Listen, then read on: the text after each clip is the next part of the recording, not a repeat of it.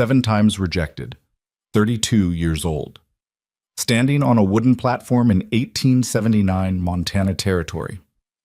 While younger, prettier women get chosen like prize cattle. Mara Holloway knows how this ends. She'll board the eastbound train tomorrow with empty pockets and emptier hope. But today, something impossible happens. A legendary rancher rides through a dust storm, walks past every beautiful face waiting for him, and stops directly in front of the woman everyone forgot was there. What happens next will shock an entire frontier town and prove that sometimes the greatest love stories begin where all others end. Stay with me until the end of this story, hit that like button, and drop a comment with your city so I can see how far Mara's journey travels. The platform smelled like sweat and desperation under the September sun. Mara Holloway stood at the far edge of the wooden deck, back pressed against a support post, watching the ritual unfold with the tired familiarity of someone who'd seen this production too many times. 23 women lined up like merchandise. 23 chances for men to find wives who'd survived the brutal Montana winters and bear children and ask nothing about loneliness. She'd stopped counting herself among the hopeful around rejection number 4. "You should stand closer to the front," whispered Jenny Carmichael, a 19-year-old blonde who still believed smile and posture could change destiny. "They can't see you back here." "That's the idea," Mara said. She'd learned that lesson the hard way. Visibility only meant watching men's eyes skip over you faster. Better to stay in the shadows and pretend you'd chosen invisibility instead of having it forced on you. The town square of Bitterroot Station buzzed with activity. Settlers, ranchers, merchants, and miners crowded around the platform where Reverend Marcus Tully directed the proceedings like a livestock auction disguised as Christian charity. Women stood in a rough line, clutching travel bags and wearing their best dresses, which for most meant the only dress without visible patches. Men circled, evaluating, comparing, making quiet calculations about which woman represented the best investment. Mara had watched this dance across 7 territories. Always the same performance. Always the same ending. "Ladies, please present yourselves with dignity," Reverend Tully announced, his voice carrying across the square. "Gentlemen, remember you're choosing helpmates, not ornaments. A good frontier wife needs strength, faith, and moral character. But mostly they need young faces and strong backs," Mara thought. And I stopped qualifying years ago. At 32, she'd crossed some invisible threshold where frontier men stopped seeing possibility and started seeing burden. Too old to bear many children, too worn to inspire romantic notions, too quiet to charm, and too honest to pretend enthusiasm for men whose desperation matched her own. The first selections happened quickly. A wheat farmer named Hoskins chose Jenny Carmichael before the girl finished curtsying. A mining foreman claimed Sarah Webb, who cried with relief. One by one, women stepped forward, shook hands with strangers, and walked toward futures they could only hope wouldn't kill them. Mara stayed where she was. "You're not even trying," hissed Margaret Stokes, a sharp-featured woman of 40 who'd been making the circuit even longer than Mara. "At least pretend you care." "Why? We both know how this ends." "Maybe not this time. I heard there's a big rancher coming, rich, respected. He could choose anybody." "Then he won't choose me." But Mara felt something tighten in her chest anyway. Hope was dangerous. Hope got you standing in front of crowds that looked through you. Hope convinced you that maybe this town, this gathering, this particular group of desperate men might see something in you worth claiming. She'd stopped hoping around rejection number 6. By 3 o'clock, 18 women had been claimed. 5 remained on the platform, and the crowd had started dispersing. Men without wives drifted toward the saloon. Women with new husbands climbed into wagons. The entertainment was over. Reverend Tully approached the remaining women with pastoral sympathy that made Mara's teeth ache. "Now, don't lose faith, ladies. Sometimes it takes a few gatherings before the right match appears. There's a bride platform in Silver Creek next month, and I hear Helena is—" "We know," Margaret said flatly. "Silver Creek, then Helena, then Missoula, if we're still standing. Same circuit, different rejection." Tully's face flushed. "The Lord provides for those who—" "The Lord provides good knees for begging," interrupted Clara Vance, a widow of 28 with scarred hands and a bitter mouth. That's about it. Mara picked up her travel bag.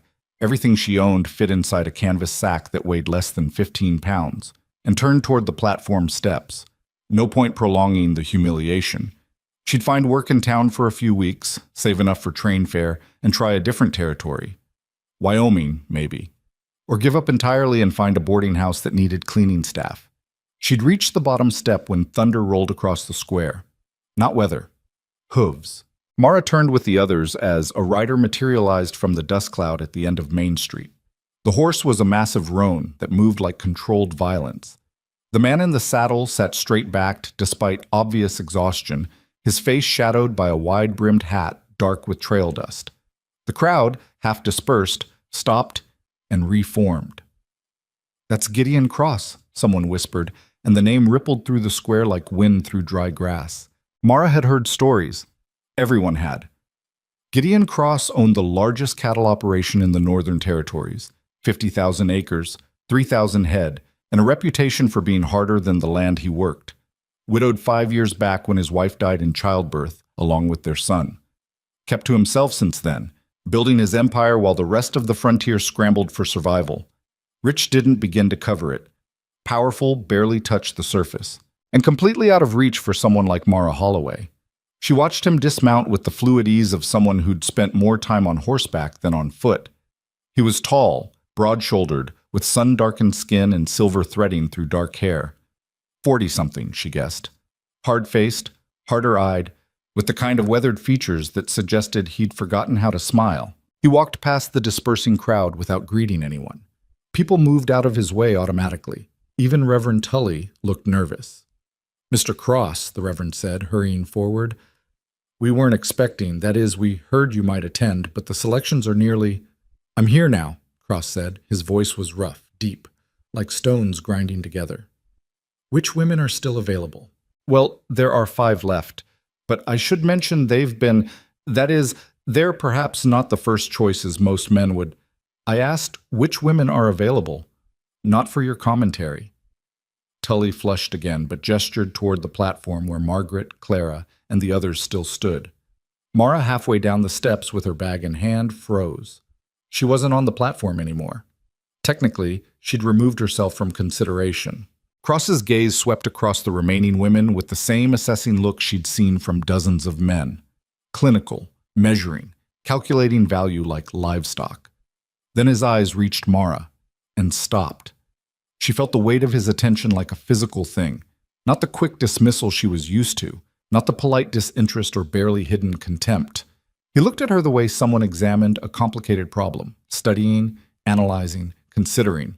Heat flooded her face. She looked away first, staring at the dirt street, willing him to move on. She'd already left the platform. She'd already given up. She didn't need another rejection from a man who could afford to be picky. "You," Cross said. Mara's head snapped up. He was looking directly at her, pointing at her.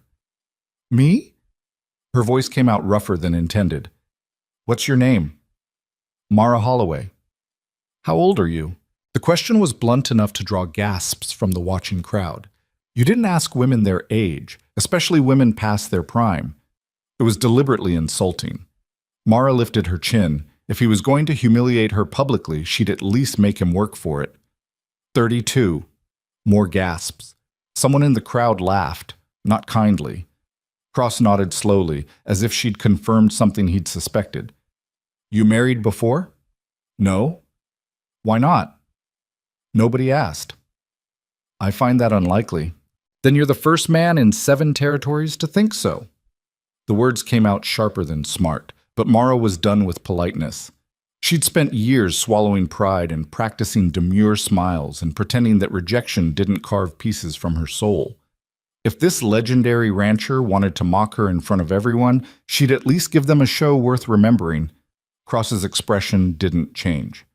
"Come here." "I'm not on the platform anymore. I'm leaving." "I can see where you are. I asked you to come here." "And I'm declining."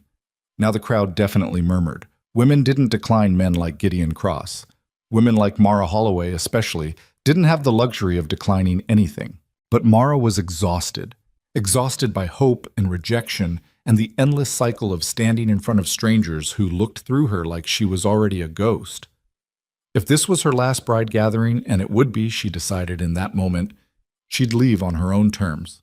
She turned toward the street. "Wait." Something in his voice made her stop despite herself. Not pleading, not commanding, just a single word that somehow carried weight beyond its sound. She looked back. Cross had stepped off the main path and stood a few feet away, far enough to give her space, but close enough to lower his voice below the crowd's hearing. "I apologize," he said quietly. "That was poorly done. I'm not good at this." "At what? Humiliating desperate women? You seemed competent." His mouth twitched, not quite a smile, but something adjacent to human. "At talking to people. I spend most of my time with cattle and hired hands. They're simpler." "Lucky for them." "Miss Holloway." He pulled off his hat, revealing more silver in his hair and deep lines around his eyes. "I rode 14 hours to get here because I need a wife. Not a young girl who'll die in her first winter. Not some romantic fool expecting poetry. I need a woman who understands survival. Someone who won't break when things get hard. And things always get hard." "And you think that's me?" "I think you've stood on platforms like this before and been passed over by idiots who wanted beauty they could show off to neighbors. I think you're still standing here despite that, which suggests either stubbornness or strength, likely both. I think you're angry enough to speak your mind to a man with money, which means you haven't learned to lie well. And I think," he paused, something uncertain crossing his features for the first time, "I think we might be the same kind of broken." The honesty caught her off guard. She'd expected many things: rejection, pity, perhaps calculation, but not this raw acknowledgement that he was damaged too. "What exactly are you offering?" Mara asked. "A week at Cross Ridge Ranch, no promises, no obligations. Come see what my life actually looks like before deciding anything. If you hate it, I'll pay your train fare to anywhere you want. If I'm not what you expected, same deal. We're honest with each other for 7 days, then make a decision based on reality instead of desperation." "Why me?" "Because you're the only woman here who didn't smile when I showed up. Everyone else saw my money and my land. You saw a man interrupting your exit. That's the kind of honesty I need." Mara studied him, really studied him, for the first time. He had the kind of face that had forgotten gentleness. Hard angles, sun-weathered skin, eyes that suggested he'd seen too much and felt too little. But there was something else there, too. Something tired and lonely that matched the exhaustion she carried in her own bones. "1 week," she said slowly, "and you bring me back to town if I ask. No arguments." "Agreed. And you don't touch me without permission." "Wouldn't dream of it." "And if this is some elaborate joke, if you're planning to humiliate me for entertainment, I will find a way to burn your entire ranch to the ground." Now he did smile. Small, barely visible, but definitely there. "Fair terms." He held out his hand. Not to help her onto the platform, not to seal a promise of marriage, just to shake on an agreement between two practical people too tired for romance. Mara switched her bag to her left hand and shook. His grip was calloused, strong, and impersonal. The crowd erupted in whispers the moment their hands touched. Reverend Tully rushed over, face flushed with excitement or scandal, probably both. "Mr. Cross, if I might suggest we convene at the church to discuss terms properly?" "No need," Cross said, releasing Mara's hand. "We have our terms. Miss Holloway will accompany me to Cross Ridge for a week of courtship. If she agrees to marry me after that, we'll return for a proper ceremony. If not, I'll ensure she's transported to her next destination with appropriate funds. But surely you want to consider the other ladies. I assure you each one has excellent qualities. I'm sure they do. They'll make fine wives for men who want those qualities. I want Miss Holloway." The simple statement sent a strange shiver through Mara's chest. Want. Not need, not settle for, not she'll do. Want. She waited for the doubt. The voice that said this was mistake, that she was jumping into darkness, that a man like Cross didn't choose women like her without hidden motives. But that voice was tired too. Tired of protecting her from opportunities she'd never get. Tired of keeping her safe in loneliness. "When do we leave?" Mara asked. "Now. I have supply wagons 2 miles out. We'll reach the ranch by late tomorrow." "I should—" She paused. "Should what? Say goodbye to people who'd forgotten her name? Collect possessions she didn't own? I'm ready now." Something flickered in his eyes. Approval, maybe? Or recognition that she was as rootless as he'd suspected. "My horse can carry double," Cross said. unless you prefer to wait for the supply wagon.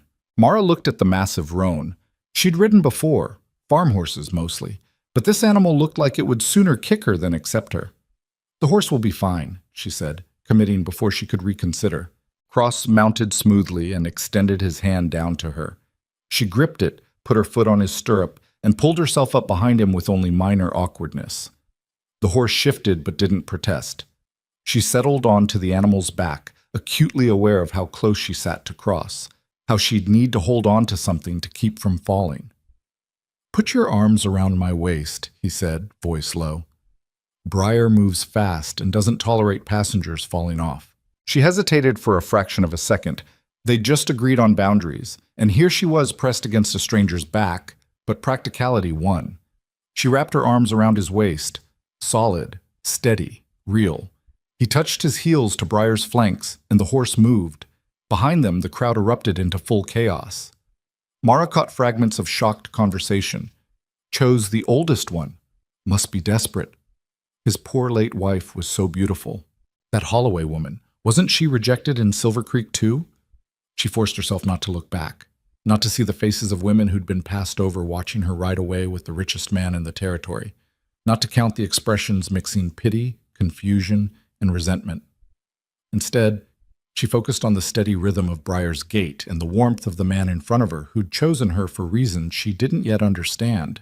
They rode in silence for an hour, leaving Bitterroot Station far behind.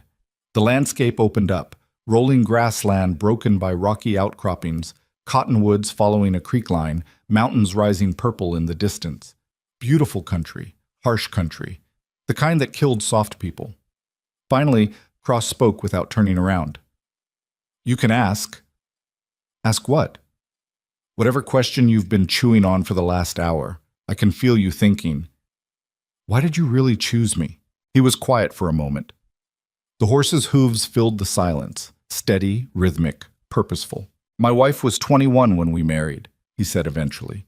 "Beautiful, sweet-natured, exactly the kind of woman every man wanted. I thought I'd won something." His voice flattened.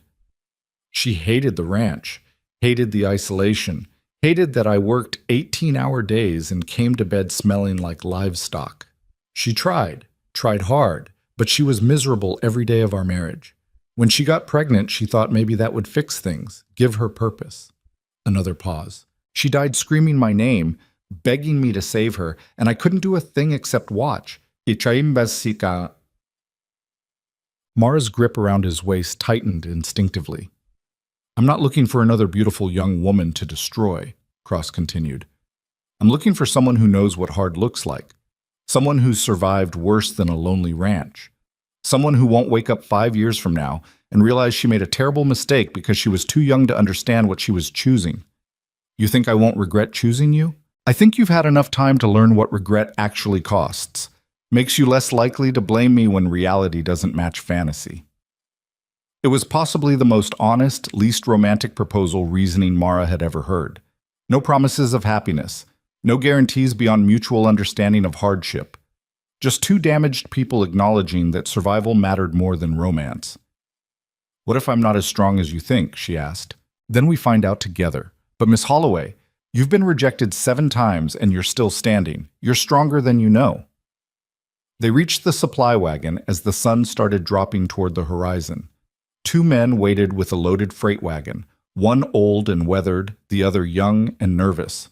Both straightened when they saw Cross approaching. "Boss," the older one said, nodding. His eyes flicked to Mara with undisguised surprise. "Didn't know you were bringing company." "Miss Holloway will be staying at the ranch as my guest. Tom, Jake. I expect her treated with complete respect. Anyone who has a problem with that can collect final wages and leave." The statement was delivered without heat, but both men paled slightly. "No problem, boss," Tom said quickly. "Ma'am." He tipped his hat to Mara. Cross dismounted and helped Mara down. Her legs wobbled slightly after the long ride, but she forced them steady. First impressions mattered, especially with ranch hands who'd be watching for weakness. "You'll ride in the wagon the rest of the way," Cross said to Mara. "More comfortable than the horse." "I can ride," she protested. "I know you can, but we have hours of rough trail ahead, and showing up bruised and exhausted won't help either of us. This isn't about toughness, it's about practicality. He was right, of course, which made it harder to argue. Mara let Tom help her onto the wagon seat while Cross tied Briar to the back and swung himself onto the bench beside Jake. They traveled through dusk and into darkness, the wagon jolting over rough trail while stars emerged overhead in numbers Mara had never seen in town. The temperature dropped fast. Tom offered her a blanket without comment, and she wrapped it around her shoulders gratefully. "How far to the ranch?" she asked during a brief rest stop. "Another 6 hours," Tom said. "We'll arrive around dawn if the weather holds." 6 more hours of darkness and cold and uncertainty. 6 hours to reconsider this insane decision to ride away with a stranger to a place she'd never seen. Mara pulled the blanket tighter and settled in for the duration. She must have dozed eventually, because she woke to someone shaking her shoulder gently. "Miss Holloway, we're here." Mara blinked awake, disoriented. Gray light filled the sky, that pre-dawn moment when the world was more suggestion than substance. She sat up, muscles protesting, and looked around. The wagon had stopped in front of a large ranch house that rose from the prairie like it had grown there. 2 stories, solid wood construction, windows dark. Behind it stretched buildings, bunkhouse, barn, corrals, storage sheds, all laid out with military precision. Further out, she could see grassland rolling toward distant mountains, and somewhere beyond sight, she heard cattle lowing. This wasn't a ranch. This was an empire. And Gideon Cross expected her to manage it. "Welcome to Cross Ridge," Cross said, appearing beside the wagon. He looked exhausted. They'd been traveling for nearly 24 hours, but his voice stayed steady. "Let me show you inside. You can rest, and we'll talk terms when you've slept." He helped her down from the wagon, and Mara's legs nearly gave out. She grabbed his arm instinctively, and he steadied her without comment. "I can walk," she said, though her legs suggested otherwise. "Nobody said you couldn't, but there's no shame in being tired after the day we've had." He guided her toward the house. Up close, she could see it was well-built but worn. Not shabby, exactly, but like everything had been maintained for function rather than appearance. The porch boards creaked under their weight. Inside the house was dark and cold. Cross lit a lamp, revealing a large main room with a stone fireplace, heavy furniture, and very little decoration. Practical. Masculine. Lonely. "Guest room is upstairs," he said, leading her up a staircase that groaned. "I had Tom stock basic supplies last week. Should have everything you need." The guest room was small but clean, bed, dresser, washstand, window overlooking the ranch. Simple white curtains, no personal touches. "Sleep as long as you need," Cross said from the doorway. "I'll be up by noon to handle work. We can talk after that." "Mr. Cross?" "Gideon," he interrupted. "If you're staying, even for a week, we're past formalities." "Gideon." The name felt strange in her mouth. Too familiar, too intimate. "Why didn't you tell me how big this place is?" He leaned against the doorframe, suddenly looking every one of his 43 years. "Would it have changed your answer?" "It might have made me reconsider. This isn't a ranch. It's massive. You don't need a wife. You need a team of managers." "I have managers. I need someone who will make this place feel less like a military compound and more like a home. Someone who will handle the house staff, manage supplies, deal with the social obligations I hate, and occasionally remind me that life exists beyond cattle counts and weather reports." "That's not a wife. That's a business partner." "Yes," he said simply. "That's exactly what I'm looking for. Romance is for people who can afford it. We need something more useful." Mara stared at him, trying to decide if his honesty was refreshing or terrifying. "Sleep on it," Gideon said. "See the place in daylight. Meet the people who work here. Then decide if this is something you can live with. No pressure, no expectations, just honest evaluation." He closed the door quietly behind him, leaving Mara alone in the small room with dawn light creeping through the curtains. She sat on the bed, solid, comfortable, better than anything she'd slept on in years, and tried to process the last 24 hours. Yesterday morning, she'd been standing on a platform preparing for her final rejection. Now she was sitting in a ranch house larger than most hotels, being offered a partnership disguised as marriage by a man who looked at her like she was a solution to a problem rather than a burden to manage. It was insane. It was terrifying. It was the first real opportunity she'd had in 7 years of trying. Mara lay back on the bed, still wearing her travel clothes, too tired to change even if she'd had anything to change into. Through the window, she heard the ranch waking up. Men's voices, horses moving, the business of running an empire starting its daily cycle. And for the first time in longer than she could remember, Mara Holloway fell asleep feeling something she'd thought she'd lost forever. Not hope, exactly, but possibility. And sometimes that was enough. Mara woke to voices arguing below her window. Ridiculous, that's what it is? Boss rides off for a wife and comes back with that? Keep your voice down, Miller. He'll hear you. I don't care if he hears me. We all saw her. Old, plain, looks half dead from traveling. What's he thinking? Mara lay perfectly still, staring at the ceiling. The sun had climbed high. She'd slept longer than intended. Her body ached from the wagon ride and her mouth tasted like trail dust. But the voices outside cut through the physical discomfort with surgical precision. Boss knows what he's doing, the second voice said, though it lacked conviction. Does he? Because 5 years ago he had a wife who looked like she belonged in a painting. Now he brings home someone who looks like she's been rejected by every man west of the Mississippi, which she probably has been. Laughter. Multiple voices joining in. Mara closed her eyes and counted to 10. Then 20. Then gave up counting and just lay there, letting the familiar shame wash over her in waves. She'd been stupid to think this might be different, that Gideon Cross's blunt honesty meant anything more than temporary insanity he'd regret in daylight. A knock on the door made her sit up. Miss Holloway, you awake? A woman's voice, older with a hint of Irish accent. Yes? I'm bringing up wash water and some breakfast. May I come in? Mara stood, smoothing her wrinkled dress uselessly. Please. The door opened to reveal a stout woman in her 50s with gray hair pulled into a severe bun and sharp eyes that missed nothing. She carried a tray with bread, cheese, and coffee, and had a towel draped over one arm. I'm Mrs. Chen, she said, setting the tray on the dresser. I run the house staff, which currently means me and a girl who comes twice a week to help with laundry. Not much staff to run, truth be told. Pleased to meet you. Mrs. Chen studied her with the same assessing look Mara had received from every woman who'd ever measured her and found her wanting. But there was something different in this examination, practical curiosity rather than immediate judgment. You look like hell, Mrs. Chen said finally, but that's to be expected after the trip you had. Water's in the pitcher. I brought clean towels.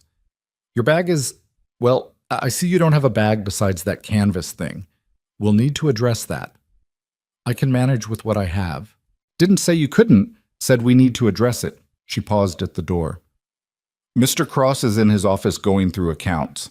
Asked me to let you know he'd like to speak with you when you're ready. No rush. Take your time settling. She left before Mara could respond. Mara washed quickly, using the surprisingly clean water and decent soap. Her reflection in the small mirror above the washstand confirmed what she already knew. She looked exactly like a woman who'd been traveling for 24 hours and sleeping on a stranger's charity.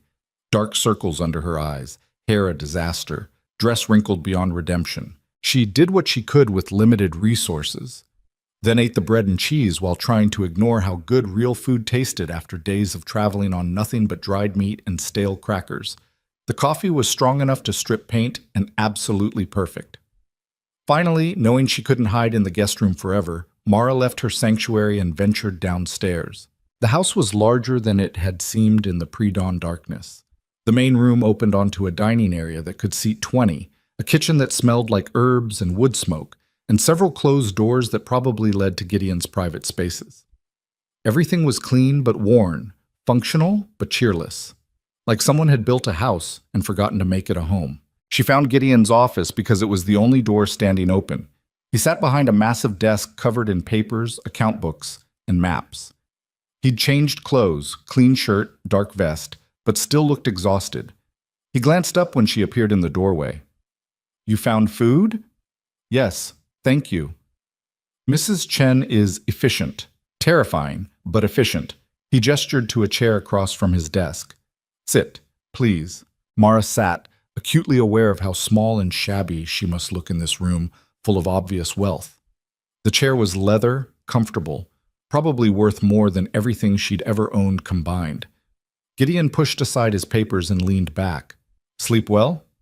Yes. I apologize for sleeping so late. Why? You were exhausted. That's what sleep is for. He studied her face. But something's bothering you. What happened? Mara hesitated. She could lie, pretend everything was fine, keep the peace. Or she could match his honesty with her own and see what happened. I woke up to your ranch hands discussing what a disappointing choice you made. Apparently I'm old, plain, and obviously rejected by every man west of the Mississippi. Gideon's expression didn't change, but something cold flickered in his eyes. Which hands? It doesn't matter. It matters to me. This is your week to evaluate whether you can live here. If my men are making that evaluation impossible, I need to know. And what will you do? Fire them for speaking the truth? Fire them for disrespecting a guest in my home? There's a difference. He stood, moving toward the window that overlooked the main yard. But you're right that it's a problem. Every man out there knew my first wife. Some of them worshipped her from a distance. They're comparing you to a dead woman they've turned into a saint.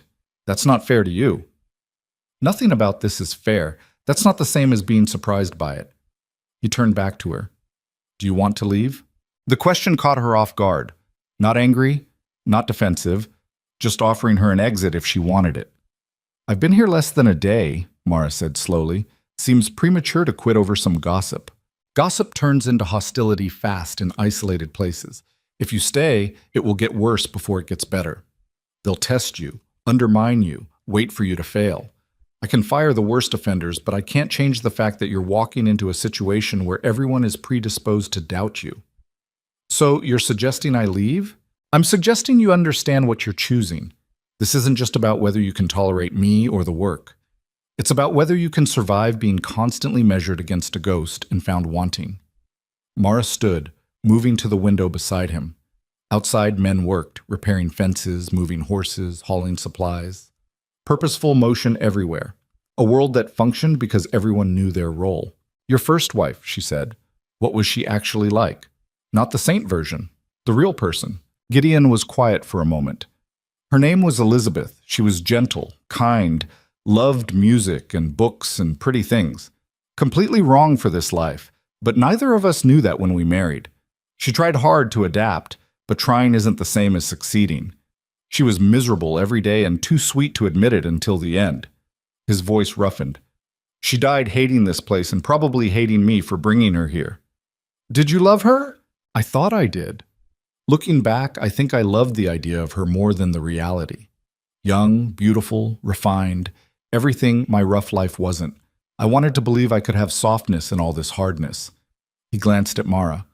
I was wrong. Softness doesn't survive here. It either hardens or it breaks.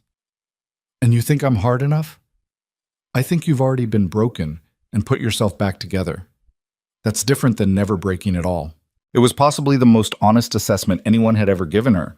Not flattery, not pity, just recognition that survival left scars. Show me the ranch, Mara said abruptly. The real version, not the guest tour. I want to see what I'd actually be managing if I stayed. Something like approval crossed his face. Get your shawl. It's cold, and we'll be outside for hours. They started in the kitchen, where Mrs. Chen was kneading bread with violent efficiency. Mrs. Chen, this is Miss Holloway. She's evaluating whether to accept my proposal, which means she needs to understand how this household actually functions. Mrs. Chen wiped flour-covered hands on her apron and fixed Mara with that sharp stare. You want the truth or the polite version? Truth, Mara said. Good answer. Truth is, this house needs a woman's hand. I'm a decent cook and I keep things clean, but I'm not a housekeeper. I don't know how to manage social obligations or coordinate supplies or handle the dozen things a proper ranch wife should manage.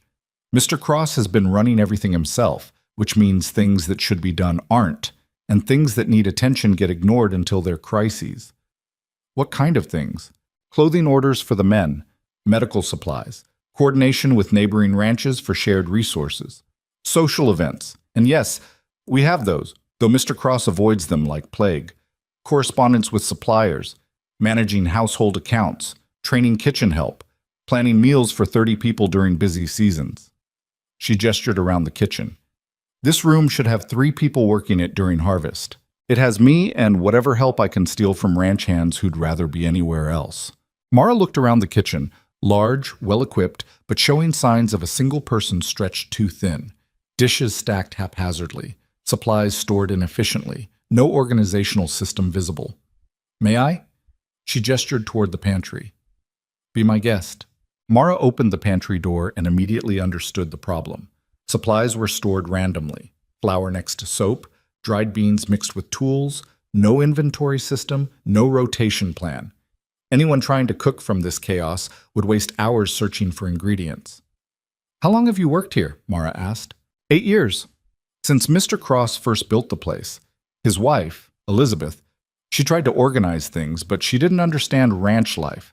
Set up systems that looked pretty but didn't work for the scale we need. And after she died? I did my best, but I'm a cook, not a manager. I keep people fed. Everything else is improvised. Mara turned to Gideon. If I stayed, would I have authority to reorganize the household systems? That would be the point of you being here, even if it means changing how things have been done for years. Especially then. What we're doing now isn't working. I need someone who can fix it, not maintain dysfunction. Mara looked back at the chaotic pantry, her mind already cataloging what would need to change. Organization by category, inventory tracking, rotation system for perishables, clear labeling. It would take weeks to implement properly, but it was fixable. "Show me the rest," she said. They spent the afternoon touring Cross Ridge. Gideon walked her through the bunkhouse where 20 men lived in Spartan efficiency, the barn that housed 70 horses, the cattle operation that sprawled across thousands of acres, the supply depot that coordinated equipment for the entire ranch. At each stop, men stared at her with barely concealed skepticism. Some were polite, tipping hats and murmuring greetings. Others were openly hostile, making comments just loud enough for her to hear about how interesting the boss's choice was. Gideon addressed each incident with cold efficiency. "Miller, report to my office after dinner. Patterson, you're on night watch for the next 2 weeks.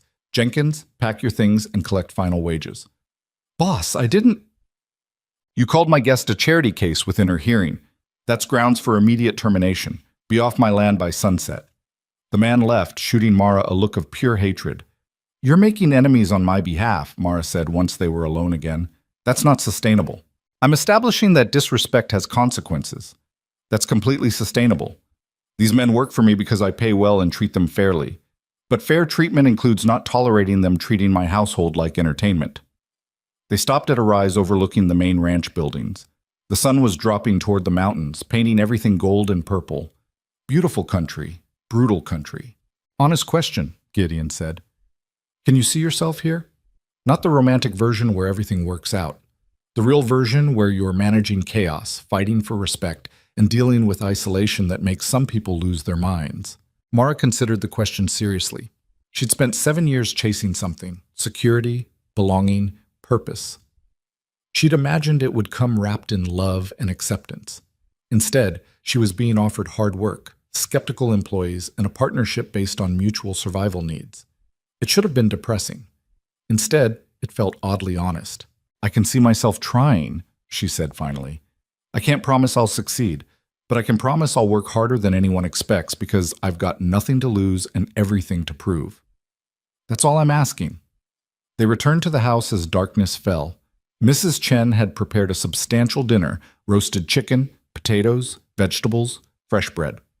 She set places for 2 in the dining room, which felt absurdly formal. "You don't usually eat in here," Mara observed.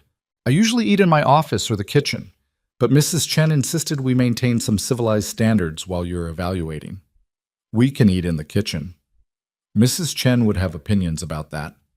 Mrs. Chen has opinions about everything. True, but her opinions are usually correct, which makes them harder to ignore. They sat at opposite ends of the long table, which made conversation awkward.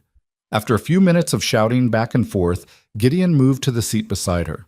"This is ridiculous," he muttered. "I'm not entertaining a diplomat. We're discussing business." The meal was excellent, and Mara realized she'd barely eaten in days.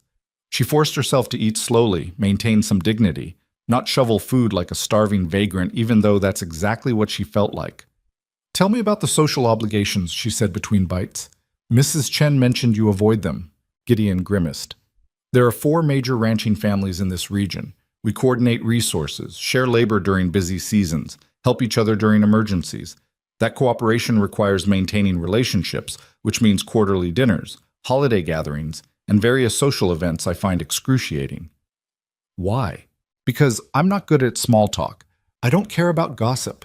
I have no patience for political maneuvering disguised as friendly conversation. I attend because it's necessary for business, but I hate every minute. And you think I'd be better at it? I think you'd be more diplomatic than me, showing up, grunting through dinner, and leaving early, which is my current strategy. Mara laughed despite herself. That's a low bar. I'm aware. But it's honest. I need someone who can navigate social situations without making enemies. Someone who can remember names and family connections, and who's feuding with whom. Someone who can make this ranch seem less like a fortress and more like a legitimate part of the community. That's asking a lot from someone you met yesterday. It is, which is why I'm offering a week for you to decide if it's too much. They finished dinner in more comfortable silence. Mrs. Chen cleared plates with efficient movements and brought coffee so strong it could wake the dead. One more thing, Gideon said, wrapping both hands around his cup. Tomorrow is Sunday. The nearest church is in Bitterroot Station, 2 hours by wagon. Most of the ranch families attend. If you want to go, I'll take you. Do you usually attend? No. I stopped after Elizabeth died. Too many people offering sympathy that felt like judgment. But if you want to go, we should. Let people see us together. Start managing the gossip before it gets out of control. Mara considered. Going to church meant facing the town that had witnessed her rejection. It meant standing beside Gideon while people whispered and compared her to his dead wife. It meant beginning the public performance of being his potential future wife. It also meant showing those ranch hands who'd mocked her that she wasn't hiding. We'll go, she said. Something flickered in his expression, respect maybe, or recognition of someone choosing the hard path deliberately. Early start then. Wagon leaves at 7. That night, Mara lay in bed listening to the ranch settle into darkness. Footsteps. Voices. The creak of a house that had seen too much loneliness.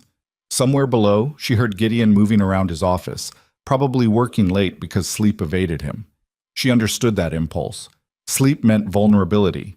Exhaustion meant you stopped controlling thoughts that wandered into dangerous territory. She must have drifted off eventually because the next thing she knew, someone was knocking on her door and pale light was seeping through the curtains.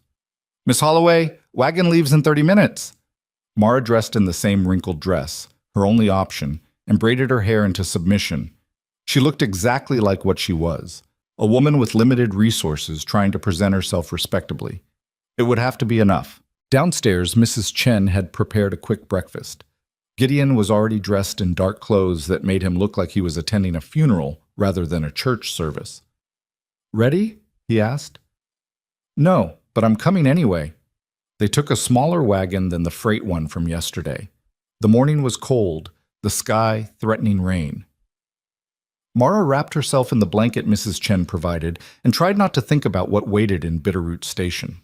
You don't have to do this, Gideon said about halfway through the journey. We could turn back. No one would blame you. They'd absolutely blame me, and besides, I'm not giving them the satisfaction of thinking I'm afraid. Are you afraid? Terrified. But that's not the same as letting fear make decisions. He made a sound that might have been approval or understanding or both. They arrived as the church bell was ringing. Gideon helped her down from the wagon, and Mara straightened her spine, lifted her chin, and walked toward the building like she had every right to be there. The reaction was immediate. Conversations stopped mid-sentence. Heads turned. People stared with the kind of open curiosity usually reserved for circus attractions. Mara felt every eye on her as they climbed the steps. Felt every whispered comment cut through the morning air.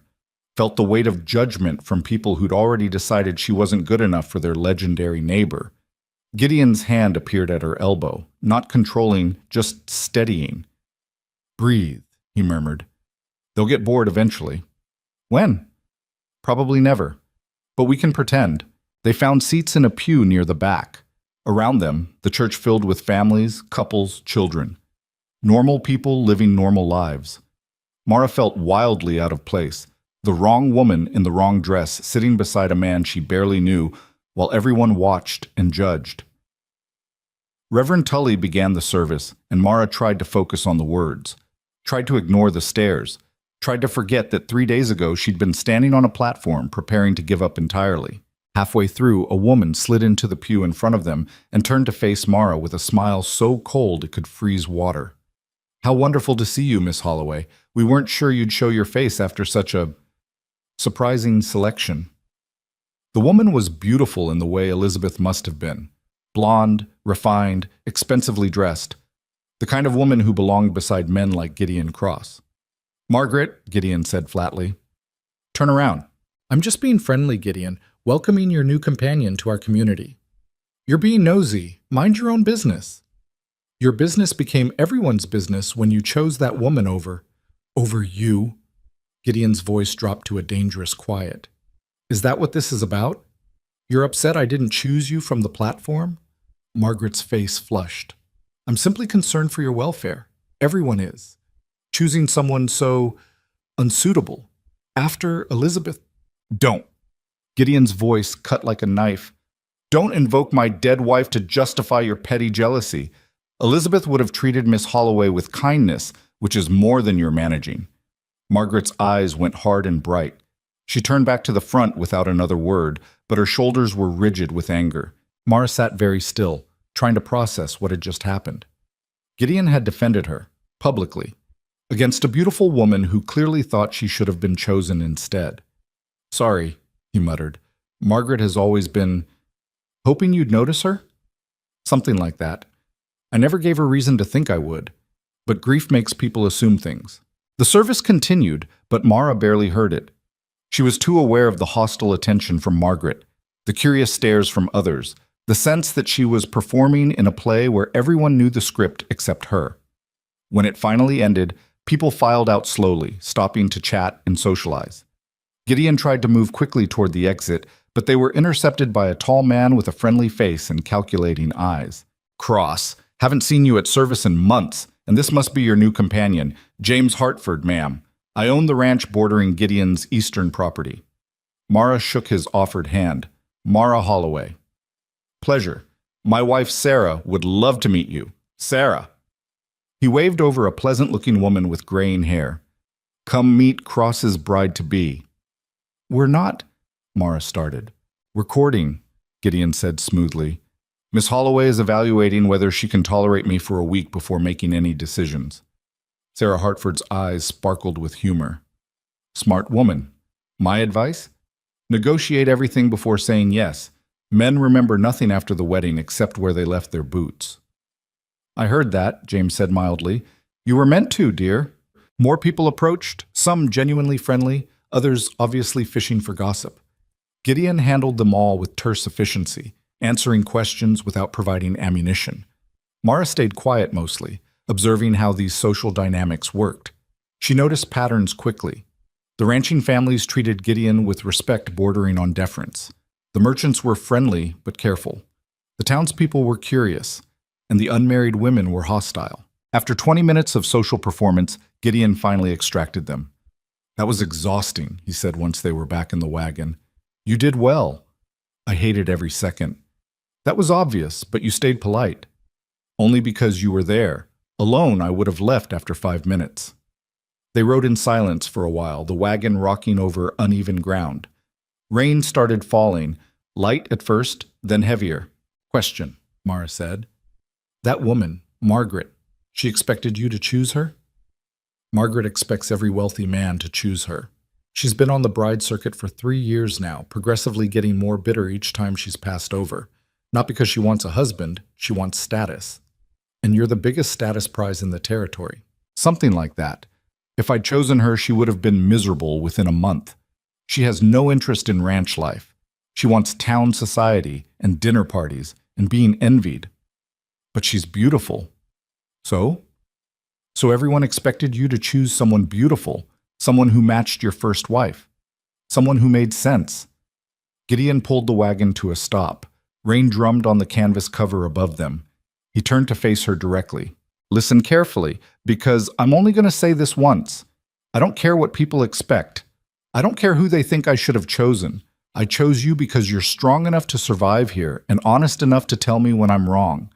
I chose you because you understand hardship and won't blame me when life gets difficult. I chose you because you walked away from that platform with your head high, even though you'd been rejected 7 times. That kind of strength matters more than any pretty face. Mara stared at him, this hard man saying impossible things with absolute conviction. You barely know me, she whispered. I know enough. You know how I know? Because you're sitting in this wagon heading back to a hostile ranch after enduring a church full of people judging you. You could have stayed in town, could have asked me to take you anywhere else. But you're coming back because you're evaluating this honestly, even though honest evaluation means facing uncomfortable truth. That tells me everything I need to know about your character.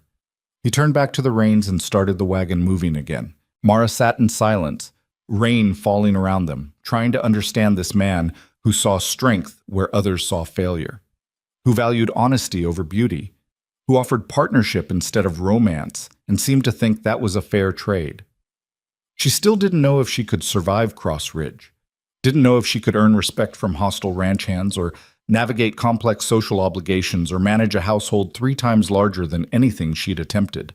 But she was starting to believe that maybe, just maybe, Gideon Cross had chosen her for real reasons.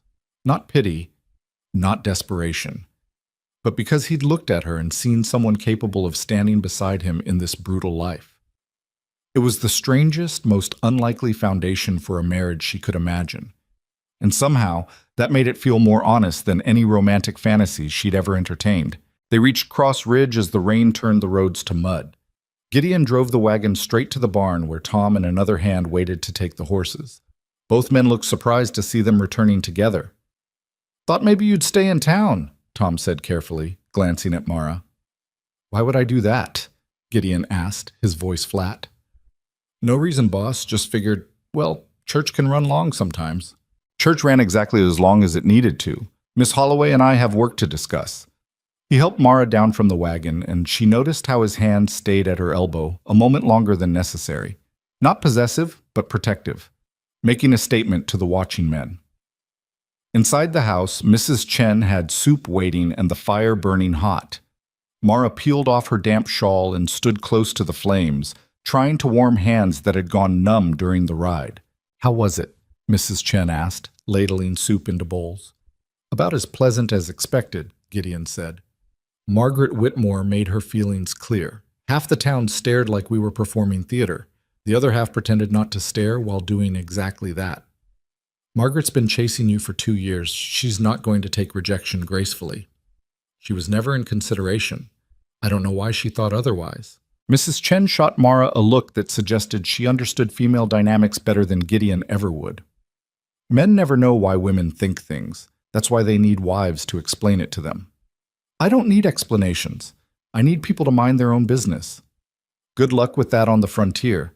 Gossip is our primary entertainment. Mara ate her soup slowly, listening to their comfortable banter. They had the ease of people who'd worked together for years, who understood each other's rhythms. She was the outsider here, the disruption to their established patterns. After lunch, Gideon disappeared into his office with a stack of papers. Mrs. Chen cleared dishes with efficient movements, then turned to Mara with an assessing expression. You planning to hide up in that guest room, or you want to start learning how this place actually works? I thought I'd let you rest on Sundays. Rest is for people who've earned it. I've got bread to bake for the week, laundry to sort, and inventory to count. If you're serious about evaluating this place, you should see what the work actually looks like. Not the pretty version Gideon showed you yesterday, the real version. Mara stood. Show me. Mrs. Chen's approving nod felt like passing a test she hadn't known she was taking. They spent the afternoon in the kitchen and storage rooms. Mrs. Chen walked Mara through the daily rhythms, what supplies needed ordering, which ranch hands had dietary restrictions, how to plan meals for 30 people with inconsistent counts. The pantry organization problem was even worse than Mara had realized. Supplies had been shoved wherever they fit, with no system for tracking what existed or what was running low. Elizabeth tried to fix this, Mrs. Chen said, gesturing at the chaos. She made lists, color-coded things, created elaborate tracking systems, all very pretty, none of it practical. The men couldn't follow her system, so they just threw things wherever. After she died, I gave up trying to maintain her organization. Easier to just remember where everything is. But you can't teach someone else to remember, which means if you get sick or need help, no one can step in. Exactly. Been telling Gideon that for years, but hiring a housekeeper means trusting someone new, and he's not good at trust. Yet he's trusting me after one day. Mrs. Chen paused in her inventory counting. He's desperate. This place is eating him alive. He works 18-hour days trying to manage the ranch and the household, and he's slowly drowning in responsibilities he can't delegate. You're not just a potential wife. You're a potential rescue. That's a lot of pressure. It is, which is why I'm being honest. If you take this on and fail, it'll break something in him he can't afford to lose. He's barely holding together as it is. Another failure might finish the job his wife's death started. Mara absorbed that weight. She'd known Gideon was struggling, that much was obvious, but hearing it stated so bluntly made the stakes feel impossibly high. What if I'm not capable of managing this? Mara asked quietly. Then you tell him now and leave before you make promises you can't keep. That's kinder than trying and failing publicly. Mrs. Chen met her eyes directly. But between you and me, I don't think you're the type who fails. I think you're the type who works until your hands bleed because quitting feels worse than exhaustion. I've seen women like you before. The frontier either kills you or makes you stronger than iron, and you're still standing. Barely. Barely is enough. You don't need to be perfect. You just need to be stubborn. They worked until dark, organizing supplies and creating rough inventory lists.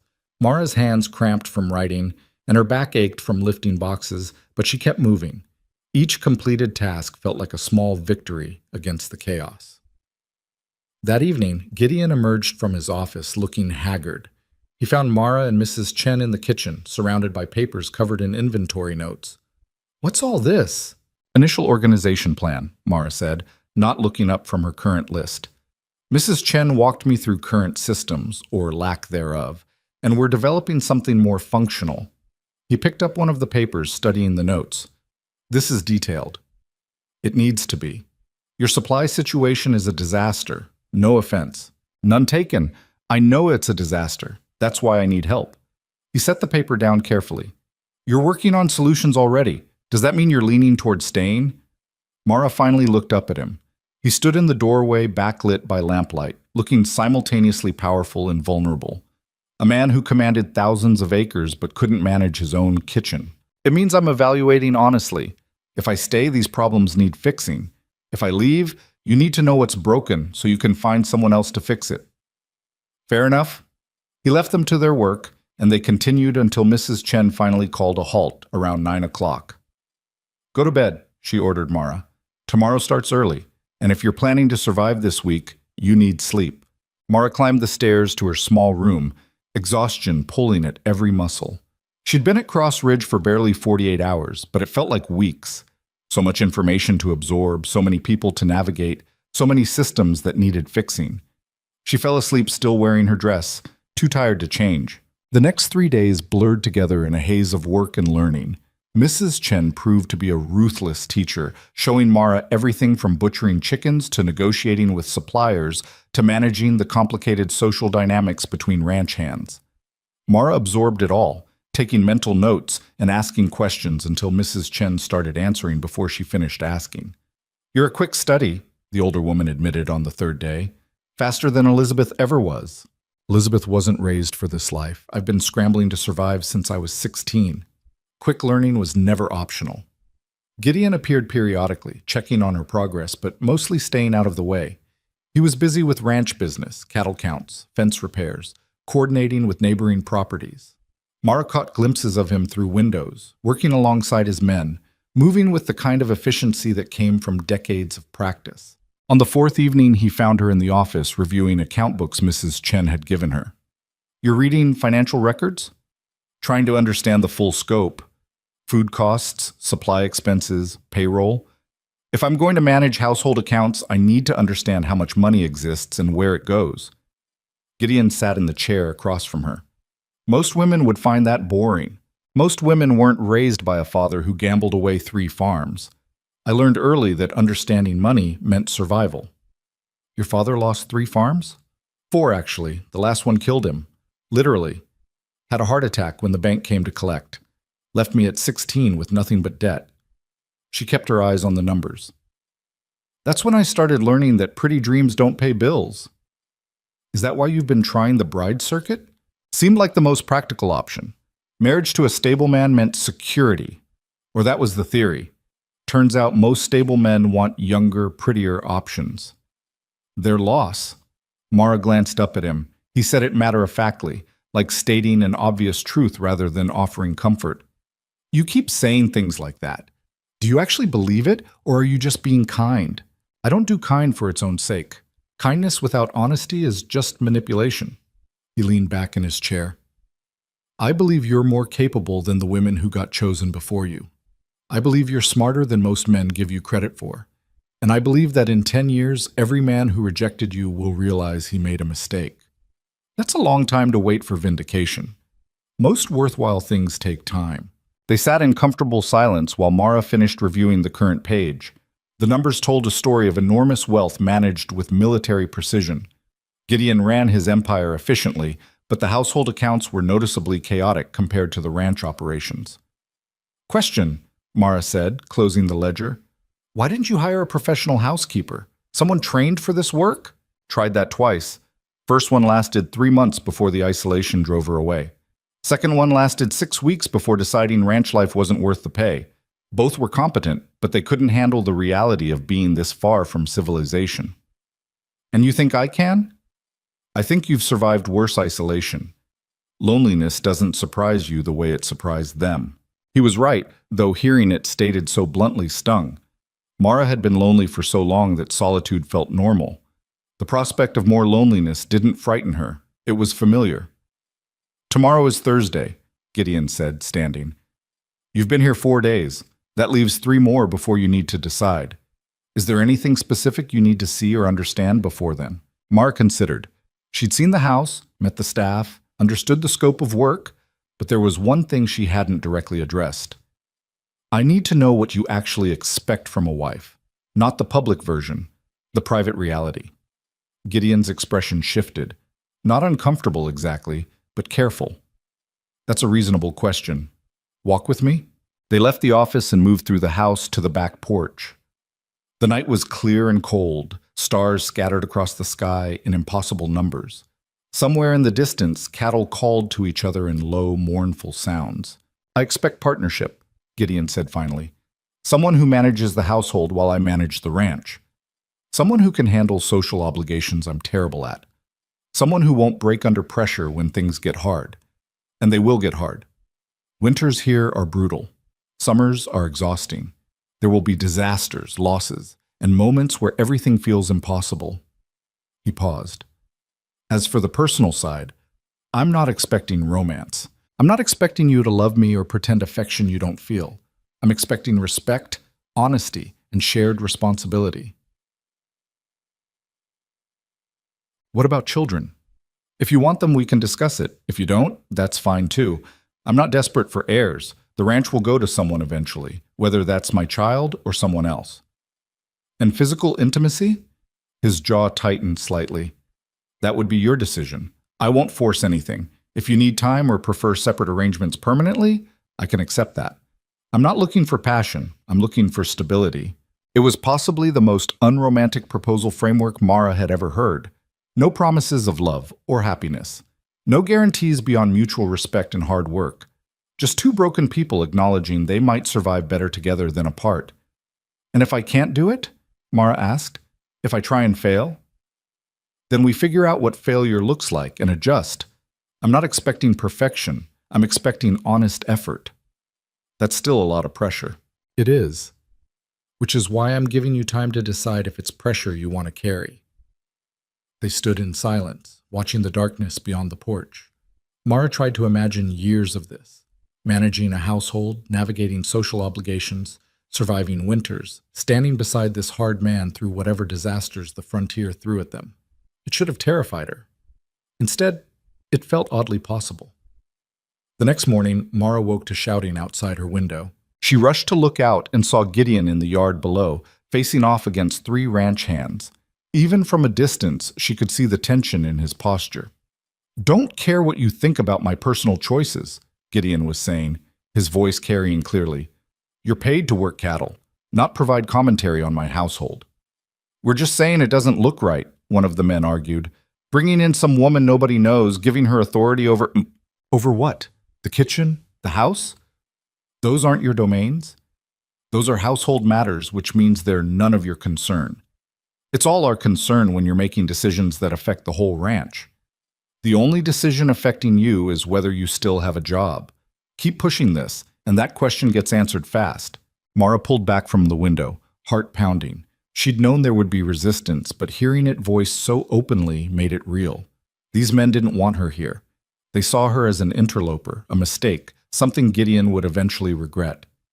She dressed quickly and went downstairs, where Mrs. Chen was preparing breakfast with aggressive efficiency. "They're at it again," the older woman said without preamble. "Been building since yesterday. Some of the hands think Gideon's lost his mind. They're not being subtle about it. What happens if they refuse to accept me? Gideon fires them and hires new men, but good ranch hands are hard to find this far north. Losing experienced workers could damage operations." Mrs. Chen cracked eggs with more force than necessary. "Not your fault, mind you, but that won't stop them from blaming you." Through the window, Mara watched the confrontation continue.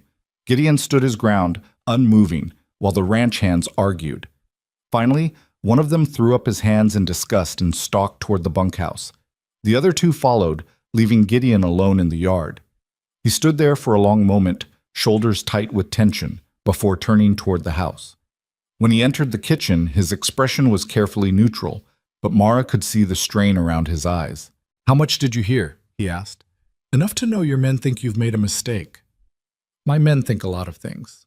Most of them wrong." He accepted coffee from Mrs. Chen and drank half of it in one swallow.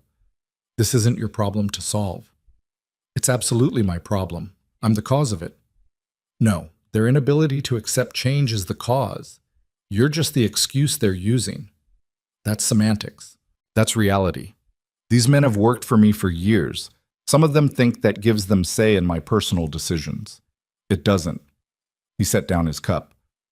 "I'm riding out to the north pasture today. There's a fence line that needs inspection. I'll be gone until evening. If anyone gives you trouble while I'm away, find Tom. He's the most level-headed of the crew." "You're leaving me here alone with hostile workers? You'll be in the house with Mrs. Chen. They're not going to storm the kitchen over hurt feelings." His expression softened slightly.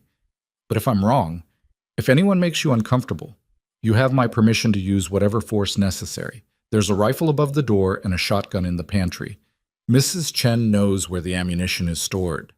Mrs. Chen nodded confirmation, completely unbothered by the suggestion of arming the household. "This is insane," Mara said. "This is frontier reality. Most days are boring. Some days require preparation." Gideon finished his coffee. "You have 2 days left to evaluate. Today you get to evaluate whether you can handle the ranch when I'm not here to intervene. Tomorrow, you decide." That was always the agreement. He left before she could argue further. Mara spent the morning helping Mrs. Chen with laundry and inventory work, hyper-aware of every sound from outside. But nothing happened. The ranch continued its normal rhythms. Men worked, horses moved.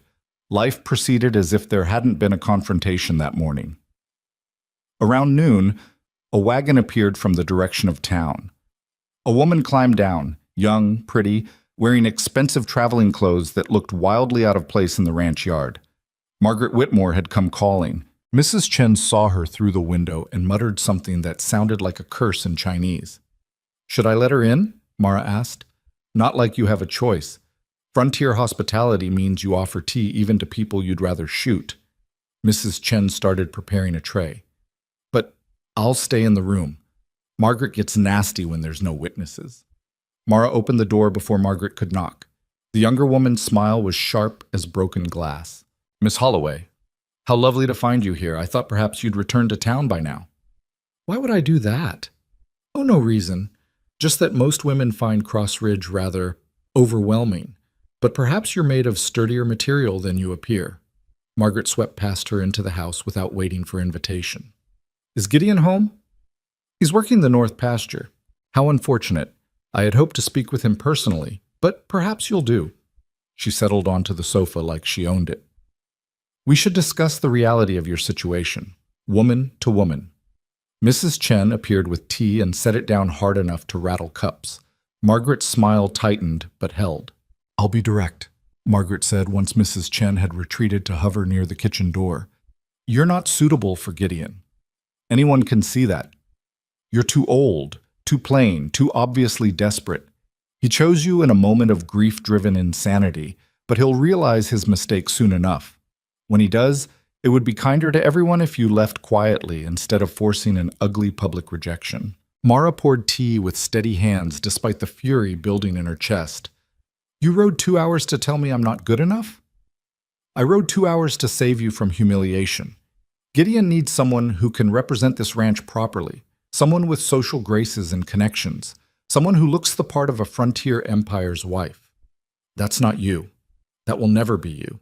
And the longer you cling to this fantasy, the more painful it will be when reality arrives. Does Gideon know you're here? Gideon doesn't need to know. This is between us." "Nothing is between us. You're a stranger who showed up uninvited to insult me in my—" Mara caught herself. "Not her home. Not yet. Maybe never. In Gideon's home, which means you're not following frontier hospitality either." Margaret's mask cracked slightly. "You think you're clever? You're not. You're a desperate woman who saw an opportunity and grabbed it. But desperation isn't the same as suitability. When Gideon's grief clears and he sees what he's actually brought into his home, you'll be back on that platform waiting for rejection number 8. Get out." "Excuse me?" "I said get out.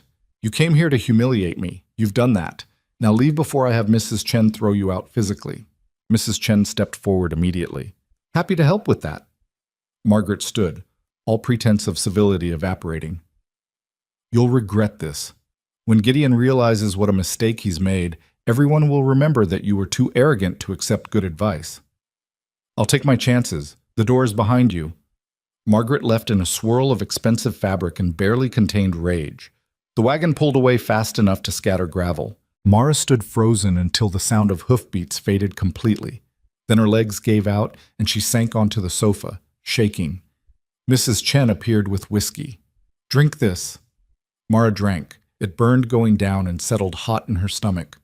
"Well handled," Mrs. Chen said approvingly. "Elizabeth would have cried and hidden upstairs. You threw her out. That takes spine." "I just made an enemy of someone with social power." "Margaret was already your enemy. At least now she knows you've got teeth." Mrs. Chen settled into a chair across from her. "Question is, are you ready for more of that?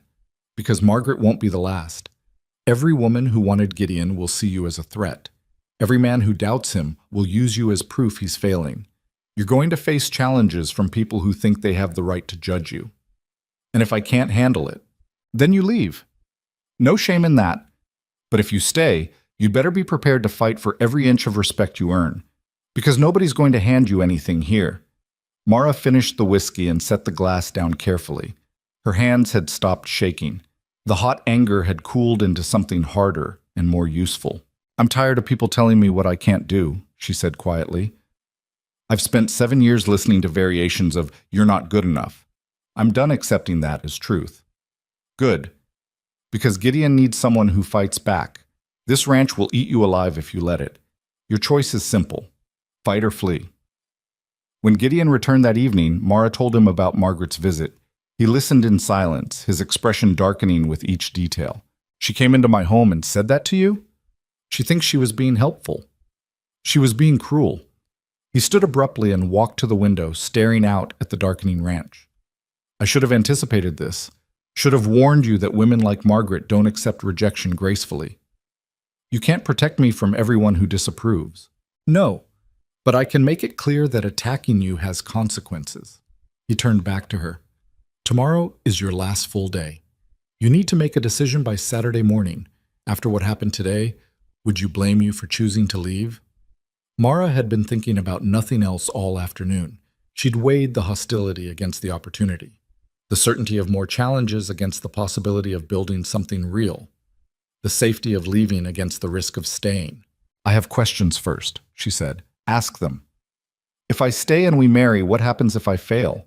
If the ranch hands never accept me? If I can't manage the social obligations? If I'm not strong enough for this life? Then we adjust." Maybe you focus on areas where you're strongest and we hire help for the rest. Maybe we change expectations. Maybe we discover partnership looks different than we thought. He met her eyes directly.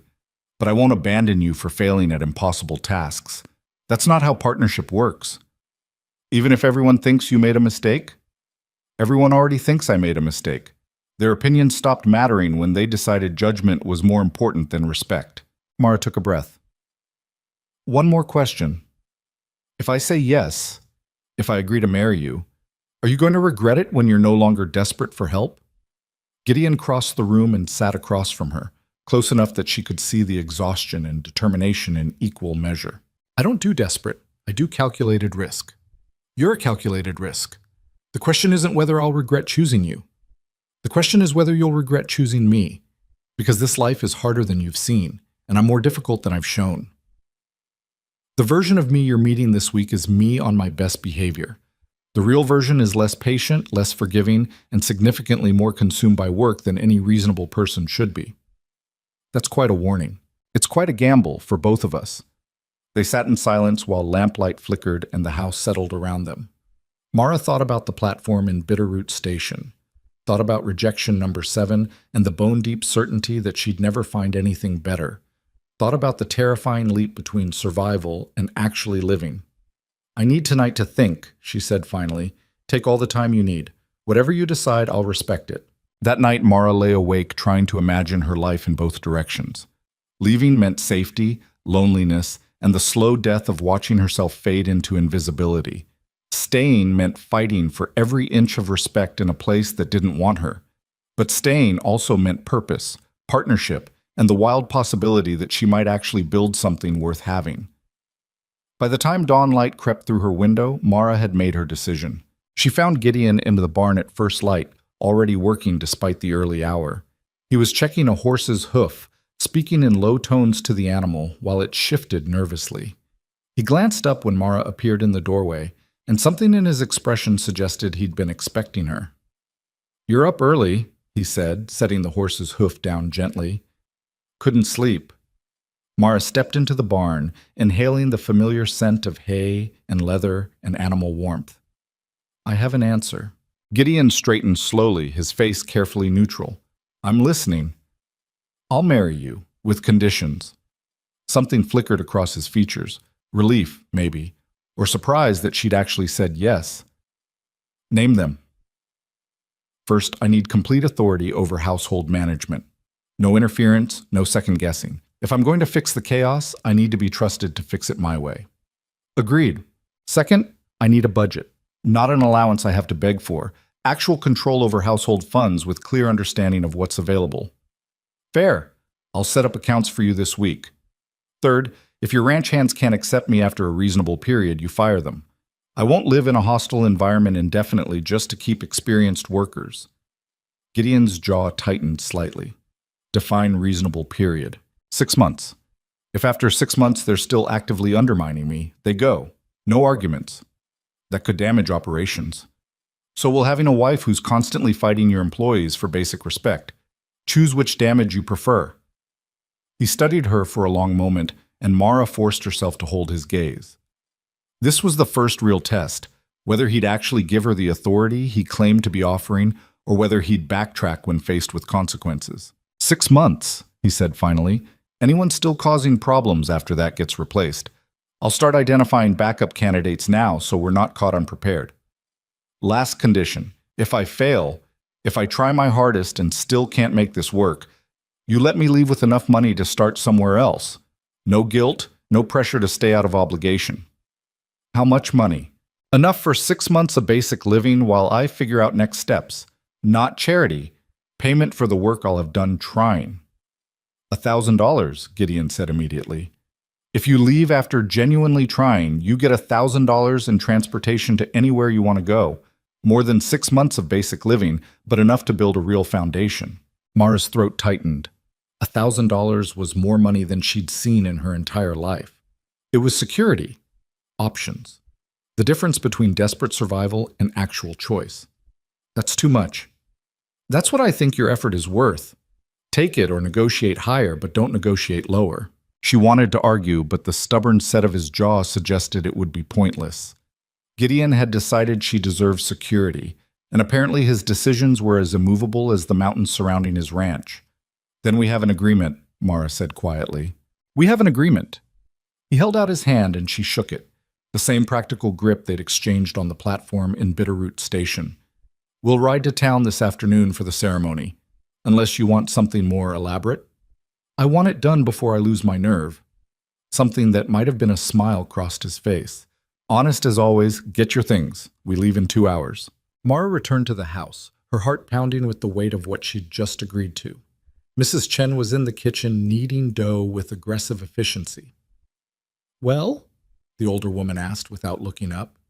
"I said yes." Mrs. Chen's hand stilled. She turned to face Mara fully, flour dusting her arms.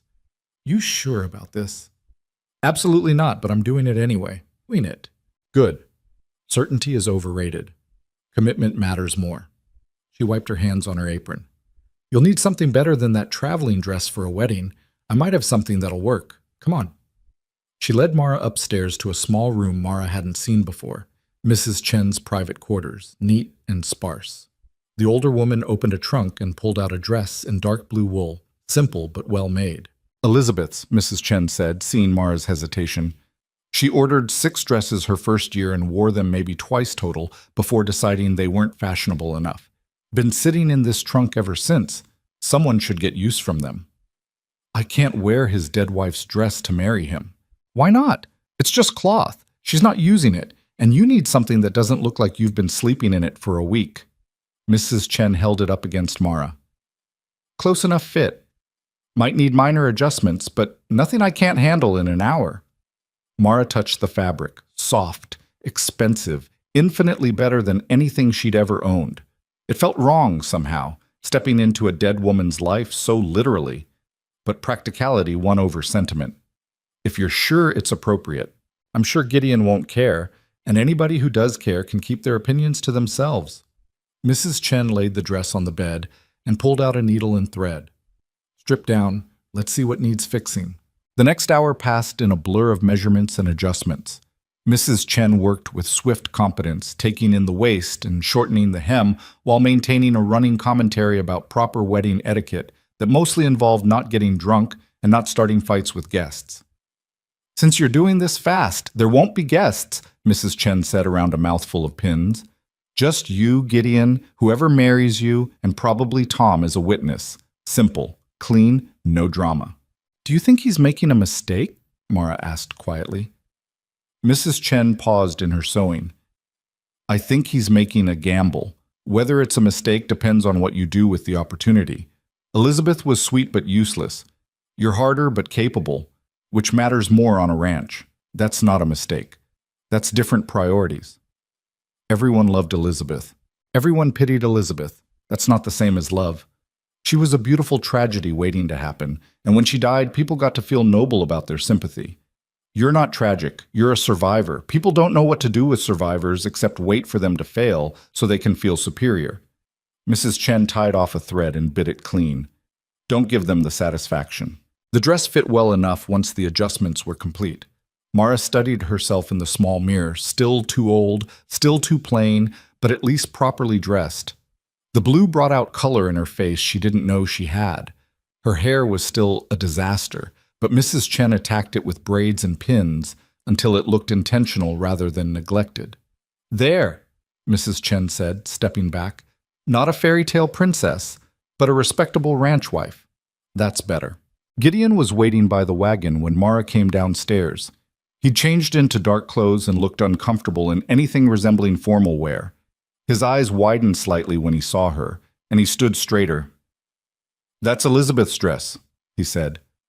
Mrs. Chen thought, "I can change if—" "No, it's fine. Better than fine. You look—" He paused, searching for words. "Like you belong here." It was possibly the least romantic compliment Mara had ever received, but coming from Gideon, it felt more meaningful than poetry. They rode to Bitterroot Station in tense silence. Tom accompanied them as witness, sitting in the back of the wagon and wisely saying nothing. The journey took 2 hours, and with each passing mile, Mara felt the weight of her decision settling deeper into her bones. She was actually doing this. Marrying a man she'd known for 6 days, committing to a life she barely understood, betting everything on the slim possibility that partnership could substitute for love. When the town came into view, her hands started shaking. "Having doubts?" Gideon asked quietly. "Constant doubts. But I'm not backing out." "You can. Even now. No shame in changing your mind." "I'm not changing my mind. I'm just terrified I'm making a massive mistake." "That's fair. So am I." The honesty helped somehow. They were both gambling, both terrified, both committed anyway. Reverend Tully was surprised to see them, but recovered quickly, ushering them into his small church with professional efficiency. A few curious townspeople had gathered, word traveled fast, and Mara recognized several faces from the bride platform. Their expressions ranged from shock to schadenfreude to genuine confusion.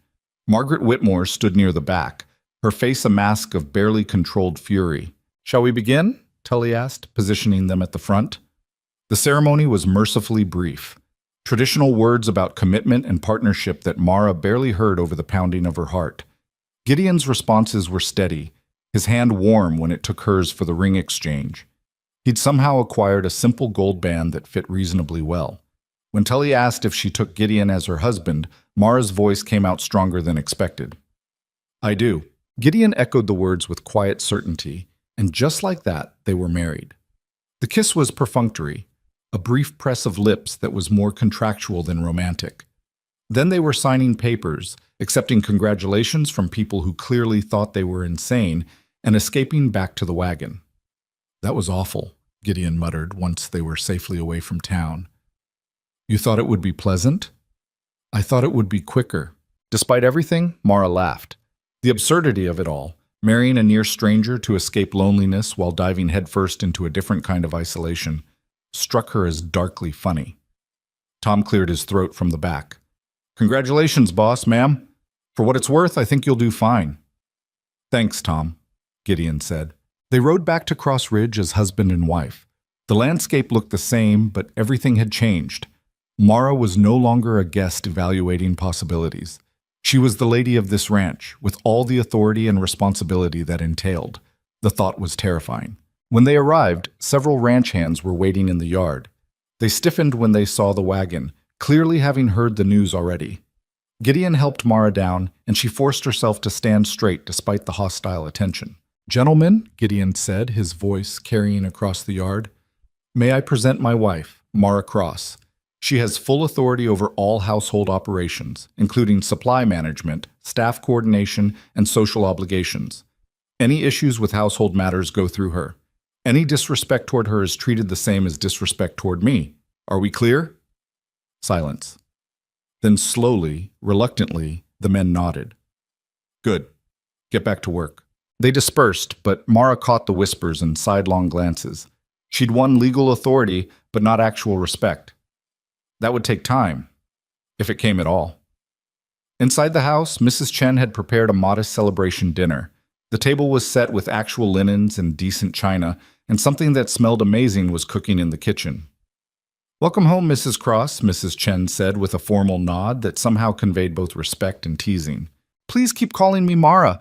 Mrs. Cross makes me feel like I should be 80. You're the lady of the house now. Some formality is appropriate, but I'll compromise. Mara when it's just us, Mrs. Cross in front of others." "Deal." Gideon disappeared into his office immediately after dinner with a muttered apology about accounts that couldn't wait. Mara wasn't offended. She'd married a workaholic, and he'd been honest about that from the start. Instead, she helped Mrs. Chen clean up and then stood in the main room, trying to absorb the fact that this was now her home. Her home. She'd never had one of those. Not really. Not since her father died and left her with nothing. "Strange, isn't it?" Mrs. Chen said, appearing beside her. "Finally getting what you thought you wanted and realizing you don't know what to do with it." "I know what to do with it. I'm just not sure I'm capable of doing it right." "Nobody's capable at first. You learn by doing, making mistakes, fixing them, getting better." The older woman squeezed her shoulder briefly. "You'll be fine. You're tougher than you think." That night, Mara lay in the same guest room she'd occupied all week. Gideon had made it clear she could move into the master bedroom or stay separate. Her choice. She'd chosen to keep her own space for now, and he'd accepted it without argument. Through the wall, she could hear him moving around his room, restless, probably wondering if he'd made a terrible mistake marrying a woman he barely knew. She wondered the same thing. But she'd committed now. No going back. So she'd better figure out how to make this work. The next morning, Mara woke before dawn with a sense of purpose she hadn't felt in years. She dressed in practical clothes, a simple work dress Mrs. Chen had provided, and braided her hair severely. Then she went downstairs and started on the kitchen. Mrs. Chen found her 2 hours later, elbow deep in pantry reorganization. "What are you doing?" Starting with the most obvious problem. "This pantry is a disaster, and I can't manage household supplies if I don't know what we have." "I was going to help with that." "You've been managing alone too long. Time someone shared the load." Mara pulled out a box of spoiled flour and added it to the discard pile. "I need paper and pencils. I'm creating an actual inventory system today." Mrs. Chen's approving smile suggested Mara had passed another test she hadn't known she was taking. They spent the entire day reorganizing the pantry and storage areas. Mara created categories, labeled everything, built shelving from scrap wood, and documented every item in careful lists. By evening, the chaos had transformed into something resembling order. Gideon appeared around dinner time, stopped in the pantry doorway, and just stared. "You did this in one day?"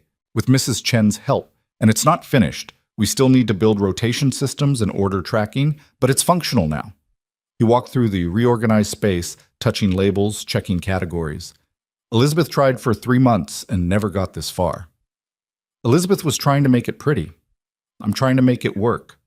Different priorities. Apparently. He turned to face her. "This is good work. Really good. Thank you." The gratitude in his voice was sincere enough to make Mara's chest tighten. She'd spent most of her life having her work dismissed or ignored. Having someone notice and appreciate it felt foreign. "It's what you hired me for," she said, aiming for casual and landing somewhere near awkward. "It's what I hoped you could do." "There's a difference." He paused. "I have to ride to the Hartford Ranch tomorrow. Quarterly coordination meeting usually takes all day. You're welcome to come if you want, but I won't be offended if you'd rather stay here and keep working." Mara considered. Meeting the other ranching families so soon felt overwhelming. But hiding at Cross Ridge wouldn't make future social obligations easier. "I should come. Start establishing relationships before gossip gets worse." "Gossip is already worse. Margaret has been busy. But yes, meeting people face to face might help." He didn't sound convinced. The next morning, they rode to the Hartford Ranch together. Mara wore Elizabeth's blue dress again, her only option that didn't look like workwear, and tried to prepare herself for whatever hostility awaited. The Hartford property was smaller than Cross Ridge, but equally well maintained. Sarah Hartford greeted them at the door with a warm smile that seemed genuine. "Mara, how wonderful to see you again, and congratulations on your marriage. When James told me you'd actually gone through with it, I was so pleased." "Thank you," Mara said, caught off guard by the sincerity. Come in, come in. The others are already here. Fair warning, there's been some discussion about Gideon's hasty marriage, but I told them all to mind their own business." Sarah's eyes sparkled with mischief. Didn't stop them from being curious, though. Inside, 3 other couples waited in a large sitting room. James Hartford made introductions. William and Patricia Monroe, owners of a mid-sized cattle operation to the west. Robert and Catherine Jameson, who ran sheep rather than cattle on the southern range. And Daniel Wells, a widower who managed a smaller property alone. Everyone was polite. Everyone was also clearly evaluating Mara with intense curiosity. "So," Patricia Monroe said once preliminary pleasantries were exhausted, "you're the woman who captured our elusive neighbor. We'd almost given up hope of seeing Gideon married again." "It was rather sudden," Mara acknowledged carefully. "Sudden is putting it mildly," Catherine Jameson said. "Margaret Whitmore has been telling everyone who'll listen that the marriage won't last 6 months." "Margaret has opinions about many things," Gideon said coldly, "most of them uninformed." Now, James interjected. "We're here to coordinate ranch business, not dissect personal decisions. Though I will say, Gideon, you could have given us some warning. Would have been nice to attend the actual ceremony." "It was immediate family only," Gideon said. which consisted of Tom as witness. That drew surprised looks. Sarah recovered first. Well, we should remedy that with a proper celebration dinner. Nothing elaborate. Just our group, sharing a meal, welcoming Mara properly to the community. Would you both be amenable? Gideon looked like he'd rather face a cattle stampede, but Mara saw the political necessity. That would be lovely, she said, before he could refuse. We'd be honored. The business meeting that followed was technically about coordinating resources and labor, but Mara recognized the undercurrent of social evaluation. These families were measuring Gideon's choice, deciding whether she'd help or hurt his standing in their community. During a break, Sarah pulled Mara aside. Ignore the staring. They're just surprised. Gideon has been alone so long, most people assumed he'd stay that way. You're disrupting their expectations. Is that good or bad? Depends on what you do with it. Elizabeth was beautiful and sweet, and she made Gideon miserable trying to live up to what he thought she needed. You're different. That scares some people. Sarah smiled. But different might be exactly what Gideon needs. And honestly, I'm glad he chose someone who looks like they can survive a hard winter. Beauty doesn't mean much when you're snowed in for 3 months. The acceptance felt fragile but real. Mara clung to it as they worked through lunch and into the afternoon, discussing cattle rotations and shared equipment and mutual aid agreements. She stayed quiet mostly, listening, learning the dynamics. But when conversation turned to supply coordination, she spoke up. I've been reorganizing Cross Ridge's inventory systems. If we created a shared tracking method between properties, we could coordinate bulk orders and reduce costs for everyone. Silence. Then William Monroe leaned forward with interest. Explain. Mara outlined the system she was building, standardized categories, rotation tracking, collective purchasing power. It was practical, efficient, and would save everyone money. The men listened with growing approval.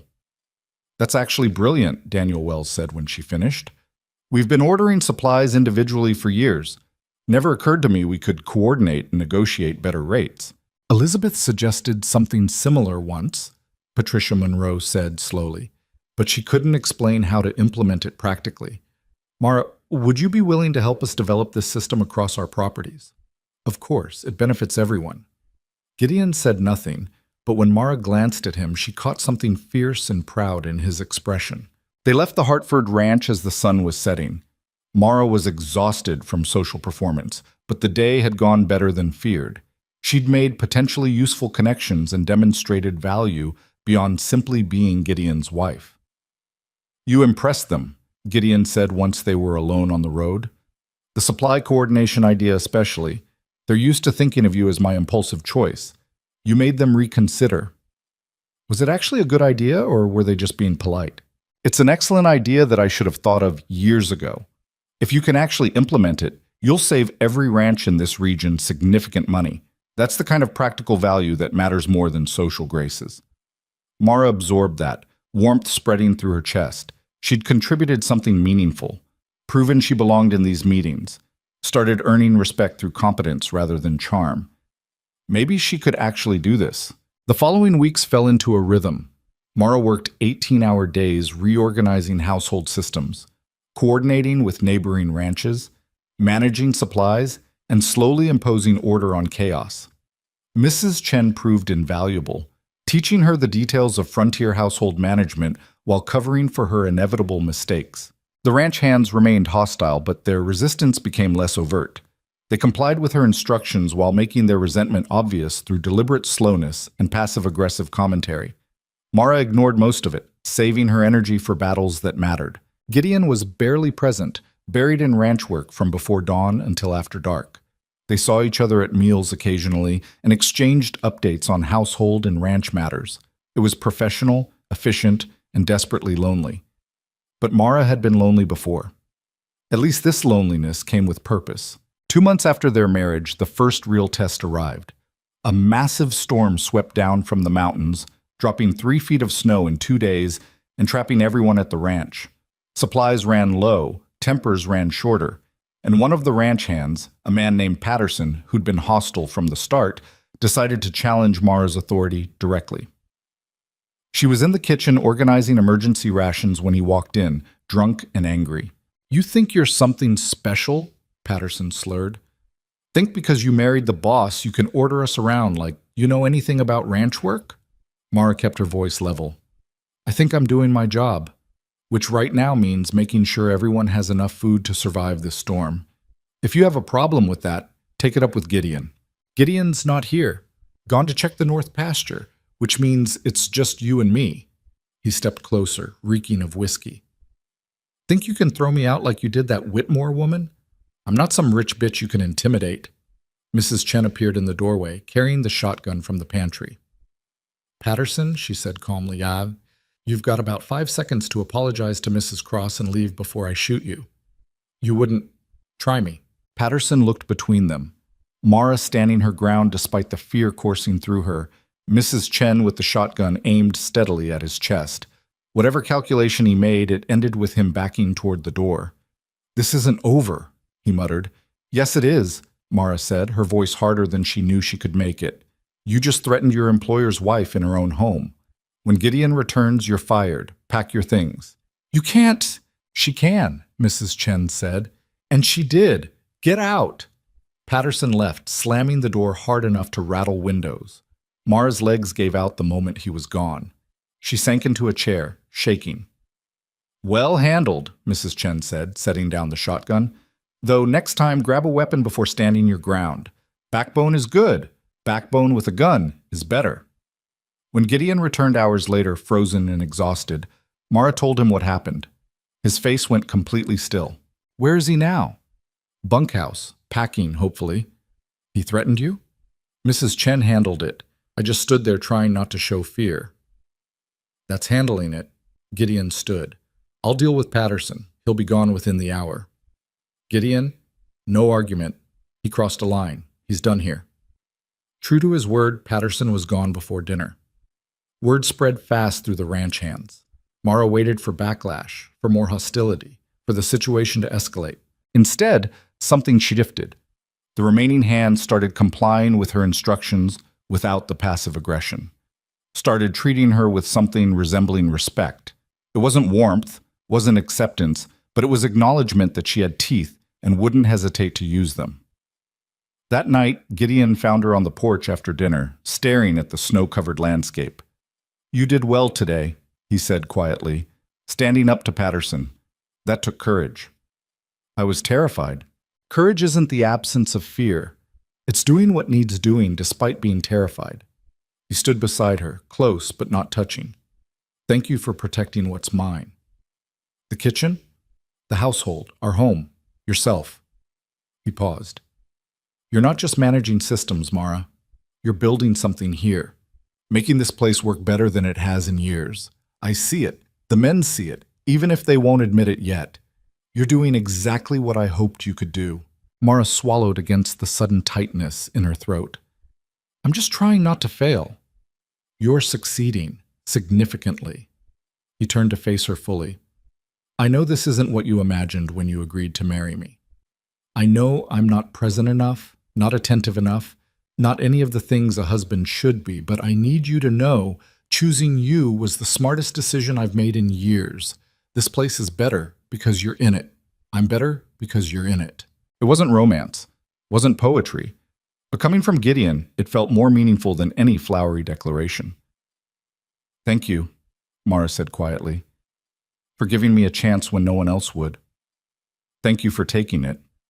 They stood together in the cold, watching snow fall across the ranch, two broken people slowly building something that might actually survive the frontier's brutality. It wasn't love. Not yet. Maybe never. But it was partnership. It was respect. It was the beginning of something that felt more solid than any romantic fantasy Mara had ever entertained. And for now, that was enough. Winter hit Cross Ridge with a vengeance that year, turning the ranch into a frozen battlefield where survival became the only goal that mattered. Mara learned to navigate blizzards, manage dwindling supplies, and keep 30 men fed when fresh food was a memory and creativity meant the difference between morale and mutiny. The isolation was worse than the cold.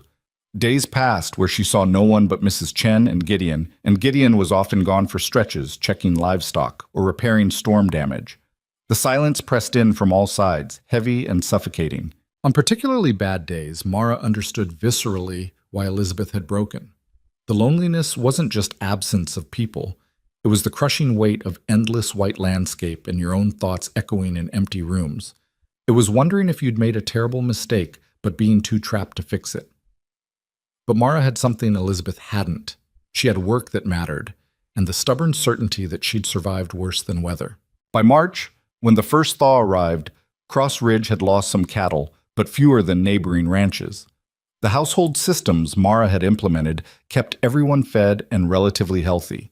Even the most hostile ranch hands grudgingly admitted she'd managed the crisis competently. Better than expected wasn't warm praise, but Mara would take it. Spring brought new challenges. Calving season meant round-the-clock work, injured livestock, and Gideon disappearing for days at a time to manage his expanding herd.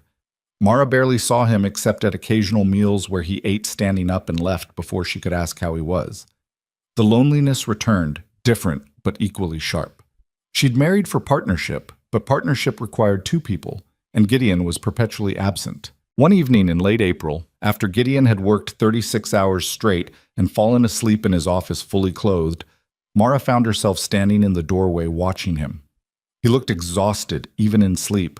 Lines carved deep around his eyes, jaw tight with tension he couldn't release even unconscious. She grabbed a blanket and draped it over him carefully, trying not to wake him, but his eyes opened anyway, unfocused and confused. "Mara? Go back to sleep. You're exhausted." "Can't. Still have accounts to—" He tried to sit up and winced, one hand going to his back. "The accounts can wait. You're going to kill yourself working like this." "Ranch doesn't care if I'm tired. I care?" The words came out sharper than intended. "You're no good to anyone dead, and you're not doing anyone favors by working yourself into the ground." Gideon blinked at her, surprise cutting through exhaustion. "You're angry." "I'm frustrated. I married you for partnership, but you're never here. I understand the ranch takes priority. I knew that going in, but there has to be some balance. You can't sustain this pace indefinitely." "What do you suggest? The work exists whether I acknowledge it or not." "I suggest you trust the people you've hired to handle more of it. Tom is competent. The other hands know their jobs. You don't need to personally oversee everything." Mara crossed her arms. "And maybe you could eat dinner with your wife occasionally, instead of treating meals like inconvenient interruptions to work." Gideon stared at her for a long moment. Then something shifted in his expression. Not anger, but something more complicated. Recognition, maybe, or shame. "You're right," he said quietly. "I've been avoiding everything that isn't work. It's easier to focus on problems I can solve through effort than to figure out how to be a husband. I'm not asking for romance. I'm asking for occasional presence, for acknowledgement that I exist beyond being your household manager. I know you exist. You're the most competent person on this ranch." He stood slowly, favoring his back. "But you're also right that I've been using work to avoid dealing with the fact that I have no idea how to do this. How to share space with someone. How to be married to someone I actually respect, instead of someone I felt obligated to protect." The honesty disarmed her anger. Mara softened slightly. "We're both figuring this out as we go, but we can't figure it out if we're never in the same room. What if I'm terrible at it? At being present, at conversation, at all the things married people are supposed to do?" "Then you're terrible at it and we adjust, but you have to try first." Gideon nodded slowly. "Starting tomorrow, I'll make time for actual meals. No eating standing up, no running off immediately after. Real conversation, even if I'm bad at it. That's all I'm asking." He kept his word. The next evening, he appeared for dinner at the designated time, sat at the table like a normal human, and attempted conversation. It was awkward at first, both of them fumbling for topics beyond work logistics, but eventually they found rhythm discussing the neighboring ranches, local politics, and Mrs. Chen's ongoing war with a supplier who kept shorting their orders. It became routine. Dinner together most evenings, occasional conversations on the porch after dark. Small moments of connection that slowly built something resembling actual companionship. Mara discovered Gideon had a dry sense of humor that emerged when he was relaxed, that he taught himself to read from borrowed books as a child and still read voraciously when time allowed, that he'd lost his parents young and built the ranch from nothing through sheer stubborn determination. He learned she'd worked a dozen different jobs before the bride circuit, that she had strong opinions about literature and politics, that her father's failures had taught her to value stability above almost everything else. They weren't falling in love. But they were becoming friends, which felt more valuable somehow. Friends could survive hardship. Romance collapsed under reality's weight. In late May, Sarah Hartford sent word that she was hosting the promised celebration dinner. Mara's stomach knotted with anxiety, but she couldn't avoid it forever. These social obligations were part of her job. The evening was surprisingly pleasant. The ranching families were warmer than during the winter meeting, asking Mara's opinions on various matters, and including her in conversations naturally. The supply coordination system she'd developed had saved everyone significant money, which translated to genuine goodwill. Margaret Whitmore attended with her new husband, a merchant from town who looked mildly terrified of his wife. Margaret's hostility had cooled into icy politeness, which Mara counted as improvement. During a quiet moment, Patricia Monroe pulled Mara aside. "I owe you an apology. I was skeptical when Gideon married you. Thought he'd made an impulsive mistake, but you've proven yourself remarkably capable. The household coordination alone has been invaluable, and frankly, Gideon seems more grounded than I've seen him in years. So I'm sorry for doubting you." "Thank you," Mara said, surprised by the sincerity. "That means more than you know." "You've earned it. Not many women could survive what you're managing. Elizabeth was lovely, but she never would have lasted this long." Patricia smiled. "You're exactly what Cross Ridge needed, even if none of us saw it initially." The acceptance felt hard-won, but real. Mara was no longer the questionable choice Gideon had made in temporary insanity. She was becoming a respected member of the community through demonstrated competence. Summer brought a different kind of challenge. 3 ranch families asked Mara to help implement her supply systems at their properties, which meant traveling between ranches, teaching her methods, and coordinating across multiple operations. It was exhausting work that pulled her away from Cross Ridge for days at a time.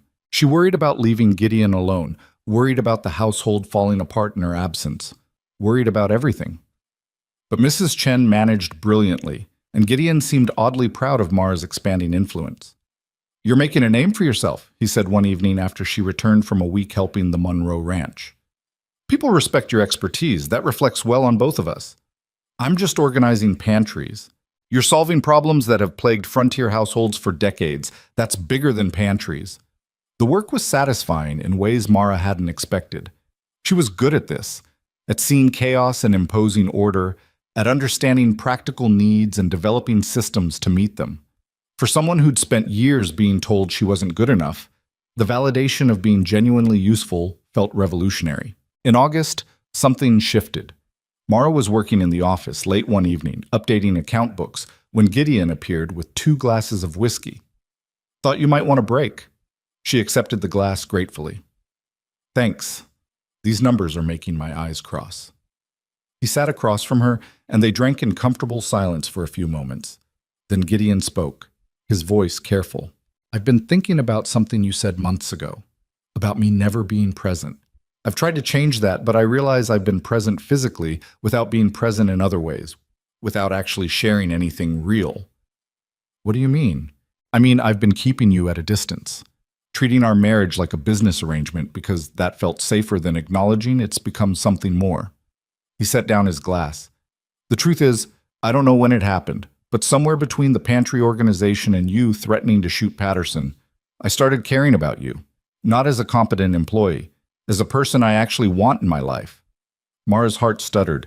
"Gideon, I'm not asking for anything. I know that wasn't our agreement.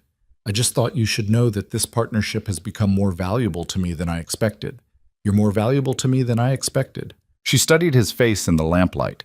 This hard man admitting vulnerability, this difficult person who'd chosen her when no one else would. And she realized with sudden clarity that her feelings had shifted too. Somewhere between the hostile ranch hands and the brutal winter and the quiet dinners, partnership had evolved into something deeper. "I care about you too," she said quietly. "I didn't expect to. I thought I'd traded romance for security and made peace with that.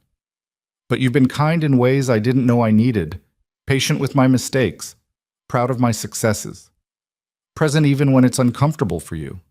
She paused. "I don't know if that's love or something else, but it's real." "Real is enough," Gideon said. "Real is better than fantasy." He reached across the desk and took her hand.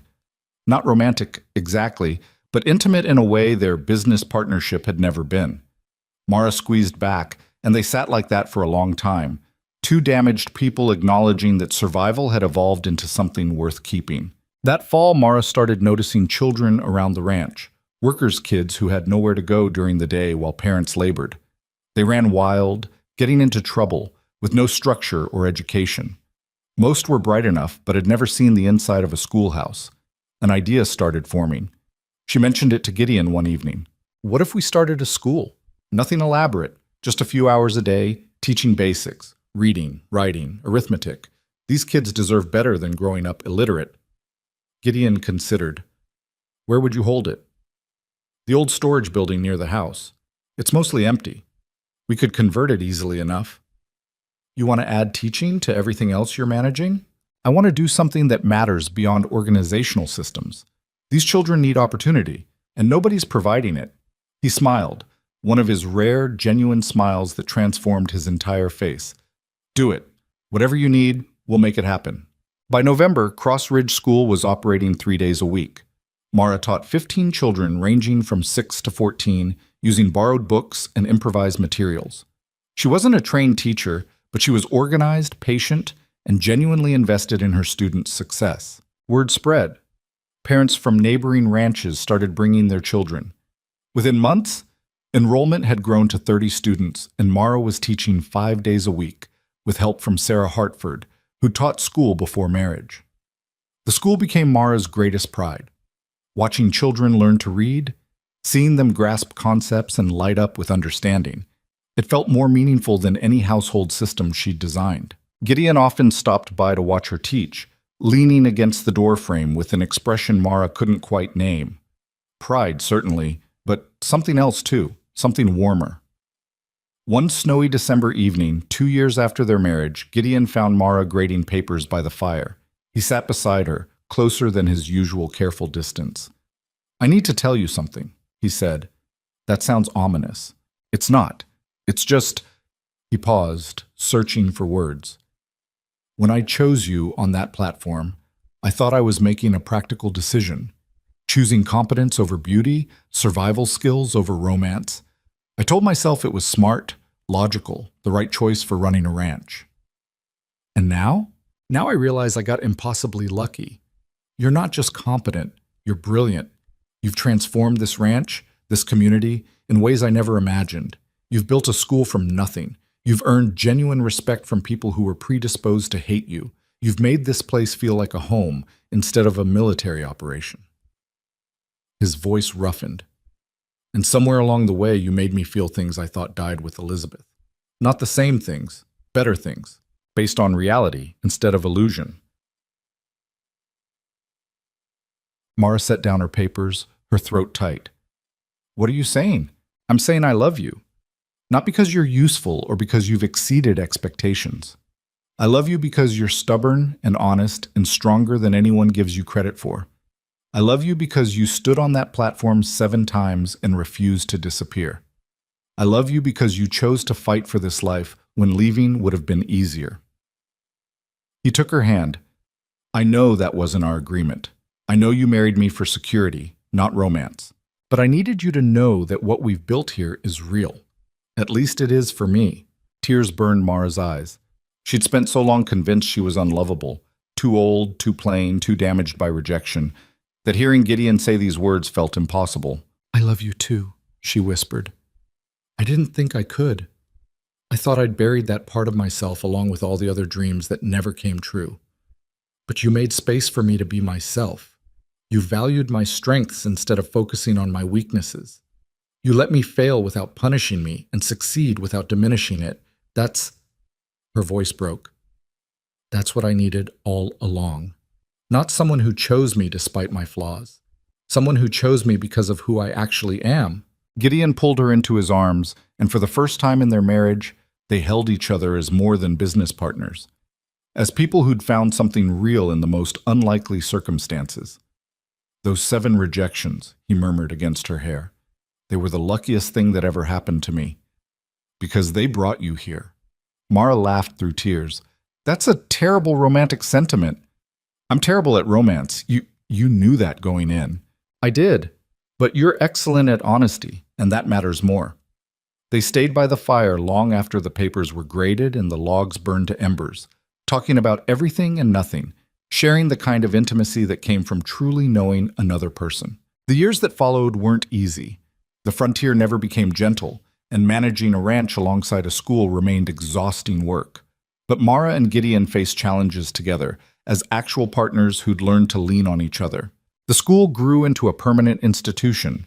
Neighboring families donated funds to build a proper schoolhouse, and Mara trained additional teachers to handle the expanding enrollment. Children who'd never expected education found opportunities they'd never imagined. Cross Ridge Ranch thrived under their joint management. Mara's organizational systems became standard practice across the region, and other ranches regularly consulted her on efficiency improvements. She became known not as Gideon Cross's wife, but as Mara Cross, who revolutionized frontier household management. The ranch hands who'd initially resented her eventually became her strongest supporters. She'd proven herself through competence, persistence, and refusing to disappear when things got difficult. Respect earned through work was the kind that lasted. Margaret Whitmore remained distant but civil, eventually focusing her energy on establishing herself as a social leader in Bitterroot Station. Her hostility toward Mara faded into indifference, which suited everyone fine. 5 years after their marriage, on a spring evening that reminded Mara of the day Gideon had ridden into Bitterroot Station, they stood together on the porch overlooking the ranch.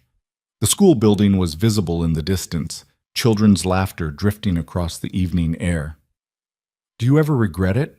Mara asked. "Choosing me instead of someone younger, prettier, more obviously suited to this life?" Gideon turned to her with an expression that had become familiar, fierce affection mixed with exasperation that she still doubted. "I regret that you were rejected 7 times before reaching me. I regret that you spent years thinking you weren't good enough when you were extraordinary. I regret that our first months together were harder than they needed to be because I'm terrible at expressing emotion." He took her hand. "But I have never, not for 1 second, regretted choosing you. You're the best decision I ever made, and anyone who rejected you was a fool who didn't deserve what you had to offer." Mara leaned into him, feeling the solid warmth of someone who'd seen her at her worst and chose to stay anyway. Someone who valued her strength more than superficial beauty. Someone who'd proven that partnership built on honesty could transform into something deeper and more lasting than romantic fantasy. "I used to think those rejections meant something was wrong with me," she said quietly, "that I was fundamentally unworthy of being chosen. And now? Now I think they were just the road that led here. Every man who passed me over was making space for the one who actually saw me." She smiled. Still terrible romantic sentiment. "We're terrible at romance. We're excellent at reality. I'll take reality every time." In the distance, the school bell rang, one of her students signaling the end of evening study session. Tomorrow, Mara would teach reading to 15 children while managing household operations for 30 ranch hands. She'd coordinate supply orders with 3 neighboring properties and probably mediate some dispute between workers. She'd do it all with competence earned through years of hard work and refusal to quit when things got difficult. She'd gone from forgotten woman on a platform to beating heart of a frontier empire. From believing she was unworthy to understanding that worthiness wasn't about being chosen first. It was about refusing to disappear when the world tried to make you invisible. Strength wasn't born from easy acceptance. It was forged in the fires of rejection, tempered through survival, and proven through persistence when quitting would have been simpler. Mara Holloway had been rejected 7 times. But rejection number 7 had led her to Gideon Cross, who saw strength where others saw failure, who valued competence over beauty, who understood that the best partnerships were built on honest acknowledgement of reality rather than romantic illusion. She'd built a life worth living, a legacy worth leaving, a love strong enough to outlast every doubt that once tried to bury her. And standing on that porch with her difficult, devoted husband beside her and the school she'd built visible in the distance, Mara understood something she'd once thought impossible. She was exactly where she belonged. Not because someone had chosen her out of desperation, but because she'd chosen herself. Because she'd refused to accept that being overlooked meant being worthless. Because she'd fought for every inch of respect and built something real from the ruins of rejection. The woman who'd once stood alone on a platform, preparing to give up entirely, had become someone who changed everything she touched. Someone whose strength inspired rather than frightened. Someone who proved that worth wasn't determined by how many people chose you. It was determined by what you built when everyone else looked away. And that was a lesson worth learning, even if it took 7 rejections and 1 impossible gamble to understand it. Mara Cross was finally, completely home. Not because the frontier had become gentle, but because she'd become strong enough to survive its brutality and build beauty anyway. And that made all the difference.